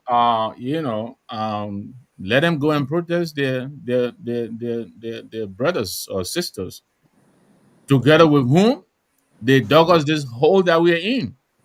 For the past 20 years or more, the CDC and the UP have been the one ruling the country. They got us where we are today. So if they want to go and protest each other, yeah, let them go ahead. You see what the front page Africa is saying? I like that. Well, Warehouse, an open invite to explore mineral. And that's what the president said. Come and do it. Bring the listen, geological. And that's coming from Rodney, who was president, who was there, right? Yeah. listen, Mr. Seaton, are they correct? EEF or EFF, the Economic Freedom Fighters, they themselves said they are not going to join this because the the protest has no clear defining objective. There is no central theme. There's no central goal other than we are just going to protest. So based on that, they do not want to take part because they don't know what they are protesting about. Your take on this protest and protests in the past? You are muted. Well, let me just say this. The first and foremost, we have to ask ourselves, who is Moba Molu? Is Moba Molu a credible person to lead a protest against the current government? Moba Molu has no credibility. And it is sad that he was even associated with the CDC government. This is the same Moba Molu that say he went to Ghana and superimposed his hand, shaking hand with Obama. He lied to the whole world that he shook Obama's hand when Obama went to Ghana. He's a fraud. In my mind, I don't see, because of the economic deprivation of our people, they are gullible. They are gullible in a sense that anybody can come and play on what? Their frustration, play on their sentiment, and arouse their emotion to make it feel that they are in their interest. Moba Molu was chairman of the ruling unit, CDC. What did he do for the downtrodden in Liberia? What did he do? He didn't do anything. He just enriched himself. Now he coming to come off line and say, as was somebody that is in the interest of the Liberian people. He is not. He's seeking his own gratification, not the Liberian people's gratification. So those organizations and institutions that are disassociated from taking part in this protest, I agree with them. Because the protest has no clear-cut goal. What is the end goal? What is the objective? What does he hope to achieve? Or we tire suffering? But people were suffering when the CDC was in power. People were suffering when Early was president. So I don't know where the protest is even going to achieve anything. This is just to cause some kind of a confusion and mayhem in the country. For me, that's my standpoint. Moba Molu is not a credible person, and so I don't take him serious for anything because I know he's a fraud. Wow. King George, several people, other organizations in the country think that Moba Molu, this is self-serving. He try to bring attention to himself, maybe Exactly. to have a better bargaining position with the government and other institutions. But this particular one, I mean, the protests in the past, we got, whether it was fake or not, but it had a central thing: bring back our money, all that other stuff. This one, everybody's saying even though they support the protest, but they don't know what is the central theme of the protest. What are they protesting for? What is the theme? What is it with? I don't know. Anybody? Maybe you know. Well,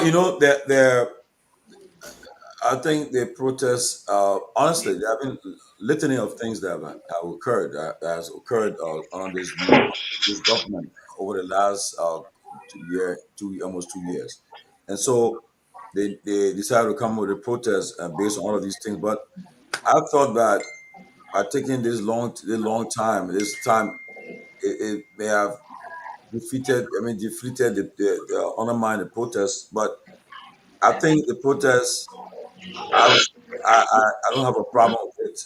I think the CDC went on a tough time in 2019. It took power 2018. 2019, there was a major protest on them. And for things that not much they did, much wrong they did. But this government, there are things that have happened, and the protest was what became necessary to do the protest. But I think it took too long, and it took too long, and then they have not really been putting too much energy into it. Perhaps the next 2 weeks they will intensify the energy, but I think the government need to have some reawakening, something to understand and say, well, you don't have monopoly over just break the law or do anything with impunity. You know, honestly, it appears that they don't care. Some things they're doing, they don't care. And I think perhaps if these guys are also in a protest, it may awaken the government, put them on alert that, oh, okay, we just not, we can't just take advantage of the people and just do things at will without no consequence. I think the protests, if the guys if they mobilize, intensify the effort, it will be successful. But if I think the level of time it took to plan the protest, took the juice out of it. Again, I think something needs to happen. Like Lumumba said, there are times where you need some disruption. Some disruption necessary to take place. So yeah, I agree with him. So I think some disruption necessary to send a message that look, you can't just do things and with impunity and cherry pickings. How you going to fight corruption? Or how you going to prosecute people? I think if they get a message that people want to shut the economy down for a couple of days or a whole day, maybe they will read that the president said in one of his somebody said he said, I don't even care what they say on Facebook, what they say on social media. I don't even watch it. I don't look at them. I don't care. I Yeah, saw that. yeah, I I just saw don't that care. particular interview. So yeah, with that kind of approach, you say you don't care, and the world has evolved. Most people, everybody's on social media now. Yeah, yeah, what they say on social media, I don't think it's fair. So I think that something needs to happen to be some real awakening to take place. But I like to Mr. Malu, you can't just be doing protest and just sit down one place and just go from place. No, go on all the platforms, make noise, go on the platform, go on the platform and talk. So I think Pewee, I don't think anybody should condemn it and just dismiss them. you think the government you think the government has done a great job by bringing division between the people by peeling them apart. Now everybody's saying, like the June 7th protest, it was a united front, all the opposition put together against us. And as well as the administration dealt with that, it was massive. This one, what's going on? The opposition, they are not together for some reason. Yes, if it is the handwork of the government, that's smart. I applaud the government for that. If it is indeed the government, and every government would do that. If I'm one of those machinery in the government that is working to ensure that the country is peaceful, there's nothing that will interrupt the activity of the government. That's the kind of a way to do it. There are folks that are behind that will absorb most of those things. We call them as the shock absorber, right? To diffuse potential conflict, to calm the storm whenever there's turbulence and the rest of that. So if it is the working of the government, that is part of the rule of engagement. If you are in the ruling establishment, your responsibility is to deflect potential problems. And part of the deflection strategy is to get within the camp of the opposition, divide them, and try to throw some market range in there. So it is what the government have done, and yes, then it's a very strategic and wonderful plan they executed. Now, yes, well, I have some problem now. If you're trying to get into, and that's why the opposition life is a very strategic kind of a life. If you want to be successful in challenging the government, you have to remove the negotiation plan first and foremost from the perspective of what you want to do. Now, you cannot start by being conflicted. You have different folks in the opposition camp that don't stand for certain values. Some of them would now withstand the struggle that is unfolding in the country. And the government is trying to bankroll some of them. And those that they will succeed in bankrolling, they will use those elements to bring some level of deflation and confusion amongst the camp of the opposition guys. So this kind of a thing that's unfolding. Now, the Gongloe statement, we always see it. Gongloe also there's some blow to them on a serious note. Now, Gongloe would believe it's time for them to rally. They will rally support. He's not supporting them now. He's pushing now, but you see, he's contradicted his statement. Now he's saying, why is there right to something, but he's not supporting them? But yesterday, he admitted that there's corruption, there's a violation of the rule of law in the country, and this protest is meant to protest against the continuous violation of the rule of law. But what I was basically saying, it's not 2 weeks or too many, it's just a week to the protest. Yeah, tomorrow is Thursday. Yeah, tomorrow the 10th. We got 7 days after tomorrow. Yeah, and the next Thursday is the 17th, right? So it's a week to the protest already because we're already into midnight in Liberia. It's about 12:35 past midnight. So it's just a week to the protest, and we're seeing most of this troubling alarm coming of some serious disintegration, if not completely disintegrated. So it's a problem. So I would think that if the government planted this, two things may have happened. It's obvious that the government may have planted this and orchestrated this code among those folks, or they just did this because of lack of strategic planning and thinking, that everybody wants to seek their self-interest. So this personal aggrandizement here may have eroded the trust and confidence within the ranks of those that are trying to plan this plan. So it's going to be the two options yet unfolding.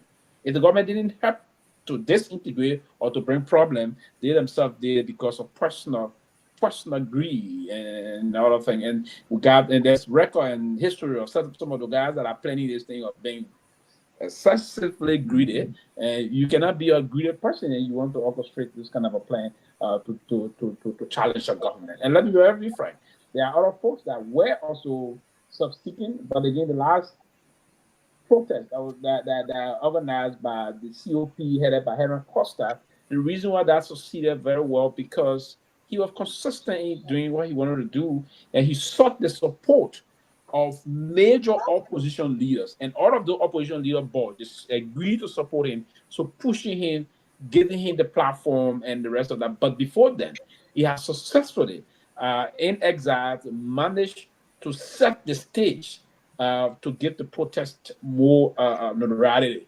So that's the point. The protest got notoriety before it was endorsed by major political actor.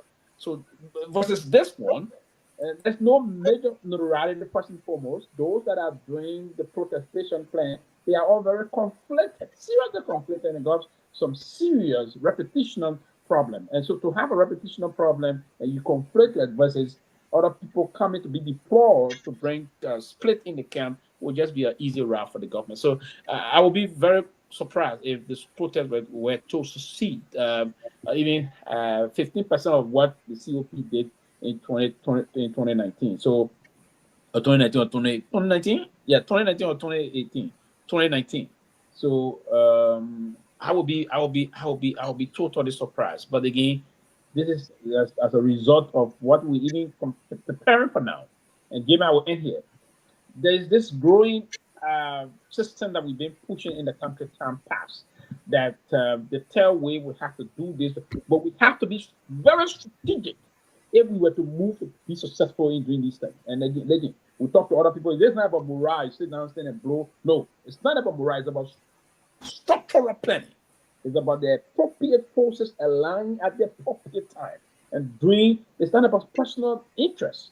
If we agree now today that Game can be, too many can be, we push too many. If we agree that Dr. Peabody or Tomalin or that of Mr. Nambe or Mr. Sito here as a veteran Liberian journalist can push the affairs of governance of the country. We say we're going for the veteran Liberian journalist, term property movement, right? So a lot of different things can interplay there. So we see this man came with this level of high degree of experience in this area, he can do this. Until we start to think that way, and many times I was telling some people say, "Oh, they may try." No, I'm not changing. It's a warning signal for us. If we don't do those things, it will be sentimental to allow cherry clock to pull off our line as it's on 49 in the very protest. We're going to be headed for problem. Remember, you are campaigning against group of people that are power sensitive. They understand the control of power. They know what power is. If you are thinking of those kind of people, not the mistake the CDC made, they won't. So it had to be very well organized. And it's part of the reason why this protest is going to fail tomorrow. I'm saying tomorrow on next Thursday.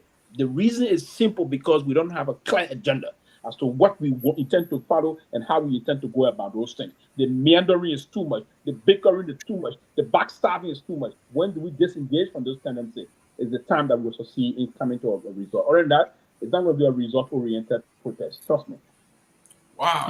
Jerome, there's a storm coming my way, so I will sign Yeah, off you're closing, so we can go. quickly. It's Yeah. 8:40. Yeah. So thank you all very much. Great show. And thanks also, Councilor Finley, Winfrey, who left us under that. But listen, I disagree with Sylvester that Gongloe is contradicting himself. I think Gongloe is very clear. Gongloe said this government is corrupt. The government before it was also corrupt. This government is a UP government. The government before it is a CDC government. This is a palatial angling to undo each other. We're not interested in this nonsense. They want to go and duke it out. Welcome. Go and do it. They are responsible for what we're Mr. in.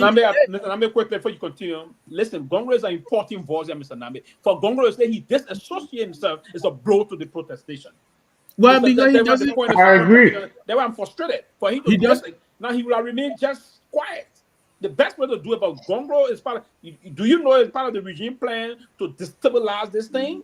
Remember, Gongloe is part of the power sharing process of the Unity Party government. You will pretend to not understand why, but to just say I'm disengaging.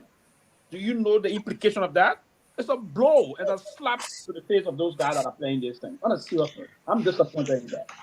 And Mr. Nambu, before you go, I myself, I want to leave. And I'm I disappointed, Mr. Nambe. People, I'm I disappointed. I just want For to say progressive this. people, I'm disappointed. I think the president today, he eloquently elevated Liberia at the world stage. With respect to the protest, I think Moba Molu, and I'm not going to miss my word.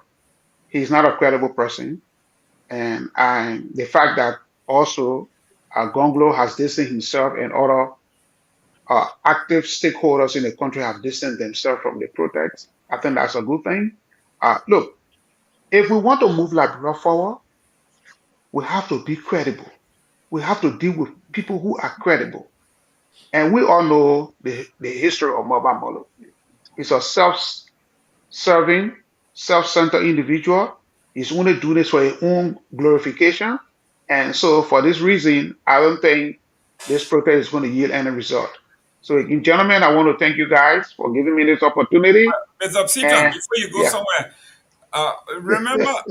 remember it was Gonglo that brought this government to power now. yeah, we know that. Okay, thank you. Oh, we know that. Okay. Okay. But He has a vested interest and not. Yes, go ahead. Kabina Janet also helped to bring it. There are a lot of people who have become disillusioned with this government. I don't think that is reason enough to disqualify Gonglo of his right to disassociate himself. I understand Sylvester's point of view, and I respect that. But I think the point Gonglo is making is very clear. There is no ambiguity about it. It is a UP government and the CDC governments that got us in this mess we're in.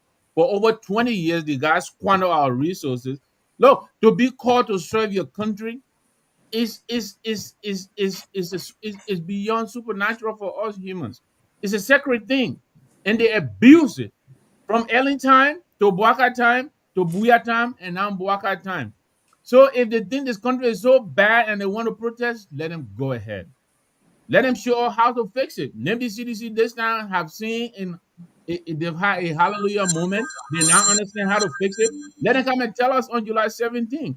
But to go and support them in their palatial fight to outdo each other, we're not interested in that. They can go ahead and do it. But thank you guys very much. Great show. I hope to be with you again tomorrow. Let me say on Friday, how do you call her? Fanta Camaro will be on our show. She'll be our guest here. Who is that? This so she So on Spoon yesterday, I think.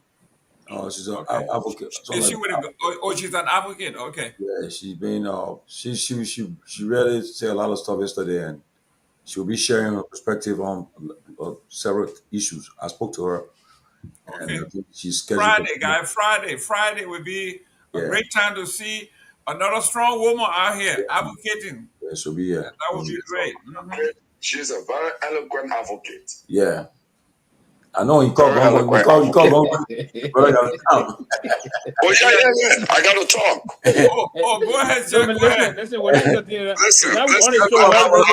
show at the end, man. Yeah, well, you know, be on the show. Towards the end of the show. Yeah, the man want to come on the show. Man should have come on the show. He always does that. Yeah, but you don't be allowing it all the time. No, I have to defend my family reputation. Oh, but why you didn't do it? Why you didn't come ahead? You see, the problem we face. But then, my man, you have to text me so I wouldn't talk. Then you just come and talk. People cannot just talk, you talk. You want to talk for 5 hours, you can talk. Let me just say, mine will be 2 minutes, please. Listen, it is the Liberian People's Party position as Paul Chemezeze. LPB has issued a formal press statement to that effect. Okay? Look, I'm the member of the Liberian People's Party. Oh, I think I'm the one no party again. No, I never said that to you. I'm a founding member of LPP. I joined LPP as far back as 1984. Wow. Why would I say that? I was. So is it family affairs? LPP. No. Is it family affairs? Councillor Gomez was just a little boy recruiting LPP. You see, the problem about us. The problem about you. I come in, please. The problem about us. Kehleboe, before you make your clarification, before you come with your clarification, please. The problem about us is that, and that's why I think Liberia got some problem. And you and myself will always come out and say the thing the way we want to say it. Now you come in here because I said this about your brother, and you come in defense of him. Presenting the information. You come in defense of him, and what I say is, if your brother is part of the opposition, he should support the opposition. That's it. And you come in defense of this because your brother is not supporting this ruling establishment. It's unfortunate, but you can go ahead. Okay, I will say this. I mean, you have a right to your opinion, which is constitutional, and I respect that. All right. Yes, this is what LPP said. Read that statement carefully. Councillor Gongloe just posted on the social media page, but LPB has issued a formal press release to that effect. Listen, in fact, if you look at the statement is very clear that they do respect the rights of all Liberians to demonstrate or to engage in any constitutional guarantee or rights. Yes, that's that. But in other words, they don't support it. They're not saying that. The primary argument is, and Victor actually encapsulated this very well. The primary argument is that the issue in Liberia today, though the actors that contributed to the current hardship are the same actors who are Cameroon. That is the argument. You can't divorce yourself. And the actors that are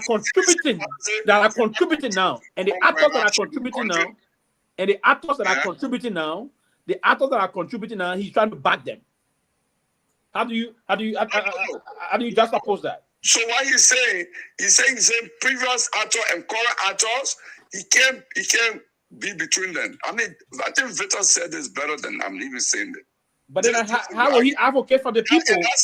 And that's a party position. How do you advocate? Then how do you now advocate for the current for the people against the current actor? How do you? So that means he's not. There are ways to advocate. You don't have to re-enthrone the various suppressors and corrupt people that let us down this path. That's not the only way. That is not the only way you can agitate against the government. There's several ways it can be done. The organizers, we just don't believe in what they're doing. They're Liberians across. What is the political linkage of the organizers? Yeah, from across different political parties. All parties. We name some of the parties. LPP members are there too. LPP. No, ANC, but there was PDC. no formal LPP meeting member to there. say, listen, me as a Kehleboe Gongloe, I do support the demonstration, right? But it's not my party. My party does not support it. And I agree with my party position on that. But as a Liberian with a right And to... Councillor Gongloe is saying a party does not support it, and he does not support it. But that statement on Gongloe tomorrow. Councillor Gongloe is not only saying his party will not support it, he as individual wouldn't support the initiative. Wow. So the guy who pillaged the country for 6 years, what is hunting then? Who got? Come on, man. Talking about the CDC people. Are we giving a attack now? So yeah, that's what I was saying. And so we need to build this. We don't build this. I know you guys end your show, but I mean, we will come to the scene. We'll come to the scene. Like, that's not going to happen. That's not going to happen to the opposition. I will leave the line. Let people and Victor talk on that. I will leave the line. It's not fair. You're in your show. No, but your brother. No, go ahead. But you won't leave now. You silent. You won't get excuse to leave. You won't get excuse to leave. Go ahead. Look away. Tomlin, listen to yourself. Tomlin, do you have the right? You are right, but the people said your brothers are do you have the constitutional right? I mean, your brothers are. No. Do you as an individual, Tomlin, do you have your right? Of course. Okay, so I should respect your right. Your right, you don't have to exercise your right the way I want it. That's the point we have. When in Liberia, we are so unidirectional that whenever somebody does not go in our direction, we say, oh, the president is anti this. No, you should respect that. No. Me and my wife, we sit here. I'm a registered independent. She's a Democrat. I'm very critical of the Democratic Party. I call them all sorts of names in my house here, and she can be angry. But that's my right to say what I want to say about the Democratic Party, So, and I came very close to voting for Trump. We have to even force about that, So, that right is unique, and nobody can take that away from me. Councillor Gongloe has a right to express what he expressed. Tomlin George has a right. And Tomlin George, you sit on this podium. Can I ask you a pointed question? Can you say on record tonight whether you support the demonstration or not? I support it. You support the demonstration. Yeah. Pewee, can you say whether you support the demonstration? Listen, I have said in an emphatic tone that I do support the demonstration. I have said in an emphatic tone. It will fail. No, yeah, I said it will fail. No, supporting it and saying it failed. Now, two things. The reason why I'm saying it will fail is some that I'm Gongloe there backstabbing the demonstration. That's part of the reason why I'm saying. He gave different reasons last week why he thought it will fail. Yeah, and I will give. Listen, there are multiples of reasons why I believe it will fail. So I will not end it. I have said I do support the demonstration. So that's not my brother, which is my right. Let me ask you a question too now. So yes. Tomorrow, if Kun is running for president and he asks for your support, will you support him? So let me flip the question and ask you. Oh no! Answer my question. Answer my question. I can't answer a hypothetical question. Oh, it's okay. Let me put it this way. Did you? Let me put it this way. Did you support? So, Tomlin George, if you put Councillor Gongloe and Kun in 2029, who you think I will choose? Gongloe. Because you're your brother. Come on now. Why you think I will choose him? Is it not because he's my brother, or he's a better Liberian with a better commitment to transform the country? Also. No, I want you to say it. You have known Gongloe longer than you have known Kun. Can you say Gongloe commitment to Liberia to make Liberia better? And somebody told me Gongloe. Manipulation. 2020. Let me say this. Who you think love Liberia? 2026. By next year, by the end of next year. I'm asking you. By the end of next year, I'm not going to let you divert. If you don't get out together in the country, then you'll have a problem. I give you from now to Yeah, 2026. well, do something serious about it. And now that let's do I'm something. saying You now. got a new party. You told me My, every time you say you I got got party, I got my party now. I got a new party. party. You got a black belt party that can come out of the black belt. Okay, you will know soon. You always say that. You will know soon. Yeah. You will know soon. But Tomalin, I will not let you go on this. I will not let you pivot. Can you say on record? I have my candidate already. I got my candidate. I got my candidate. You can never call it. You don't feel proud to call your candidate. I'll call you in 2027. I'll call you in. So, but Tomalin, here is a question I'm asking you. Councillor Gongloe, I got my candidate already. My candidate in the race. My candidate in the race. And Ku and Thomas Fala record in budget manipulation. Can you choose between the two? I mean, who will you stand with? I have respect for. Okay, did you? I got a candidate in the race. Let me put this to you, Gongloe. Can I move it? Who has been manipulating budget? That Prince Johnson talk about it.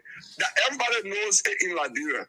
And the one who has been fighting for the rights of the downtrodden. That even at some point at the perils of his life, who will you stand with? You stand with the person who has been on the side of the masses?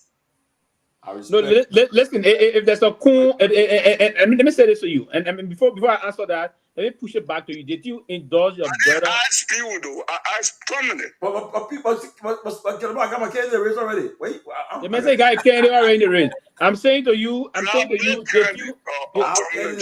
did you indulge your brother support? The last time you never brought the party me. Oh, my party coming 2027. You're the person who. Oh, it's 2027 again. You gotta go have a meeting recently. We announced our candidate. Kehleboe, let me ask you this question quickly. Did you agree with your brother or endorse your brother support of Bwaka and Kun against Mr. Weah? Oh, so no, yes. He's supported. Yes or no? What's so hard about yes or no? Tomalin, in political process, is not a yes or no question. Easy now. Oh, really? Yeah, what I was saying. So when you go vote, is that yes or no there? Because when your brother was supporting endorsing Bwaka, he knew very well that Kun is the vice president, and Kun would have been a potential president. Kun would have been a potential president. So did you support? Did you support Kun would have been a potential president, and is that possible? So did you endorse or support your brother's decision to support Kun as vice president of Liberia? I did not agree with him, but they respect his decision. No, it's not an issue of respect. Did you agree with him? The question was yes or no. I said I did not agree with it. Is that not yes? Okay. No. So was it? So it was a bad decision, right? You see, look at what he said. So whenever you disagree with somebody, not a bad decision. No, I'm asking you. Was it a bad decision? No decisions. So I'll give you a crazy question. When a woman says no to you, Pew, does that mean you're ugly? I'm asking you no. I'm asking you why you answer that. When you approach a woman and the woman says no, does that mean you're ugly? Yes. Honestly, the woman would think I'm ugly. I would think I did yes. So answer my question. Answer my own. Based on other circumstances, Pewee. Yeah, so I agree now. Because for your position, like you said, listen. Let me bring my point. You just said to us just now that Kun manipulating the budget is a bad element in the country. He's terrible. So was that a bad decision where your brother support a bad man? The parables in the country, in our political process. Yeah, but then your brother. Did your brother support the bad man party? Yeah. So I'm saying. I said to you. So was your brother equally yoked? Was your brother equally yoked with a corrupt representative? What representative? Yeah, the bad representative vice president. You said he been manipulating the budget. You said it may be manipulating the budget. I come in 1 minute. You just said Kun be manipulating the budget, and your vice president supported for that man to be vice president. Your brother. Was that a bad decision? Pewee. I think this is a classic. It's a classic problem with the new progressive movement in Liberia. I will say this to you because I'll argue all of new progressive members in Liberia. There's a problem with you guys. Let me say that there's a confusion. You're not answering my question. Was that a bad decision? On the party better. No, listen, Gongloe, a quick question. Have a girl ever said no to you before? Listening to us. If you are listening to us, the way to understand is if we talk one at a time. Gongloe, I'm asking you now. Has a girl ever said no to you before? Many times. So you were ugly? I don't know. I believe it could have been based on other circumstances. Maybe they were occupied. My man, you don't gotta answer anything before I do. Man. Go to bed. My man, I'll see you tomorrow. Yeah.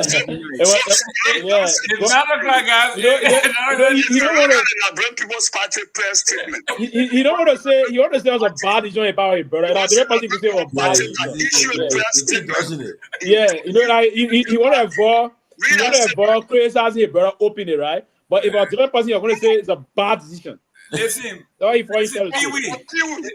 man said when a girl tell you ugly, so he said several times. So he been ugly plenty of times. So it wouldn't be bad if he get wrong this time. He was wrong because if this man was a bad man and you know he has the potential to be the next president of the country, then why would you support someone else to be the next president? Did not endorse an individual. LPB statement, go back and read the 2023 press statement. Gongloe, in politics, we call it splitting hair. You are splitting hair. You support a party, but you don't support a candidate. What kind of thing is that? Listen, it was institutional endorsement. Because I'm shocked, and Gongloe is describing Kun to be one of the West Vice presidents. Yeah, if Kun is the West Vice president, no, you see now, I did not say he's one of the West Vice. Oh, the man I can loot, the man I can manipulate the budget. Manipulated the whole budget. No, but there is no doubt on the record he's corrupt. Your brother supported a corrupt person. That's my point to you.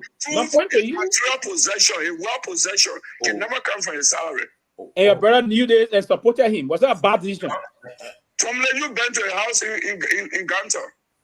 You been to his house. You slept in our house. No, I slept in the hotel. I ate to the house, but I didn't sleep there. Oh, so I trying to say, to me, so it's on the leader thing. The cough in your stomach. Can you rub his salary to that house? Oh, the man came into the border. I saw he was doing business before the mess. I met a Guinean boy. Selling gasoline, Kehleboe in the street, selling gasoline in Myean's jar. The man said, used car that you bring maybe 3 used cars from Togo. He takes 6 months to sell it. No, but he came into a building where he said you on me running for 10 years for him. Listen, on me how much you are paying? How much you are paying? I think I'm paying $10,000 a year to him. A year? But I pay the money for 10 years. Oh no. So a year, 10,000 a year, 100,000 for $10,000 a month. 10,000 a month. Hey, man, Tony, look, I'm not going to talk on that. No, I think then he blew out. Oh, look, I'm not getting 10,000 a month. After 9, let's go. I actually told me, have you read his asset declaration? You haven't. I read it on my computer. I read it. I've done it now. In fact, the other time I took out pulling AI and I told AI to analyze it for me. AI did the analysis and give it. I have it. I've analyzed it in multiple different ways. Send me a copy of the AI version. I'm not going to give it to you. Tell AI to send me the lotto winning number. I don't deal with agent provocateurs of corrupt people. To provide relief. Oh Lord!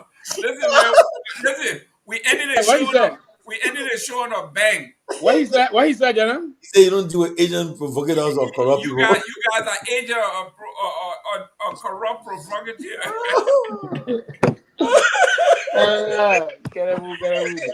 So, man, you're in the show now. So, after the show, okay? Okay. Thank you. Yeah, call me. Let's talk.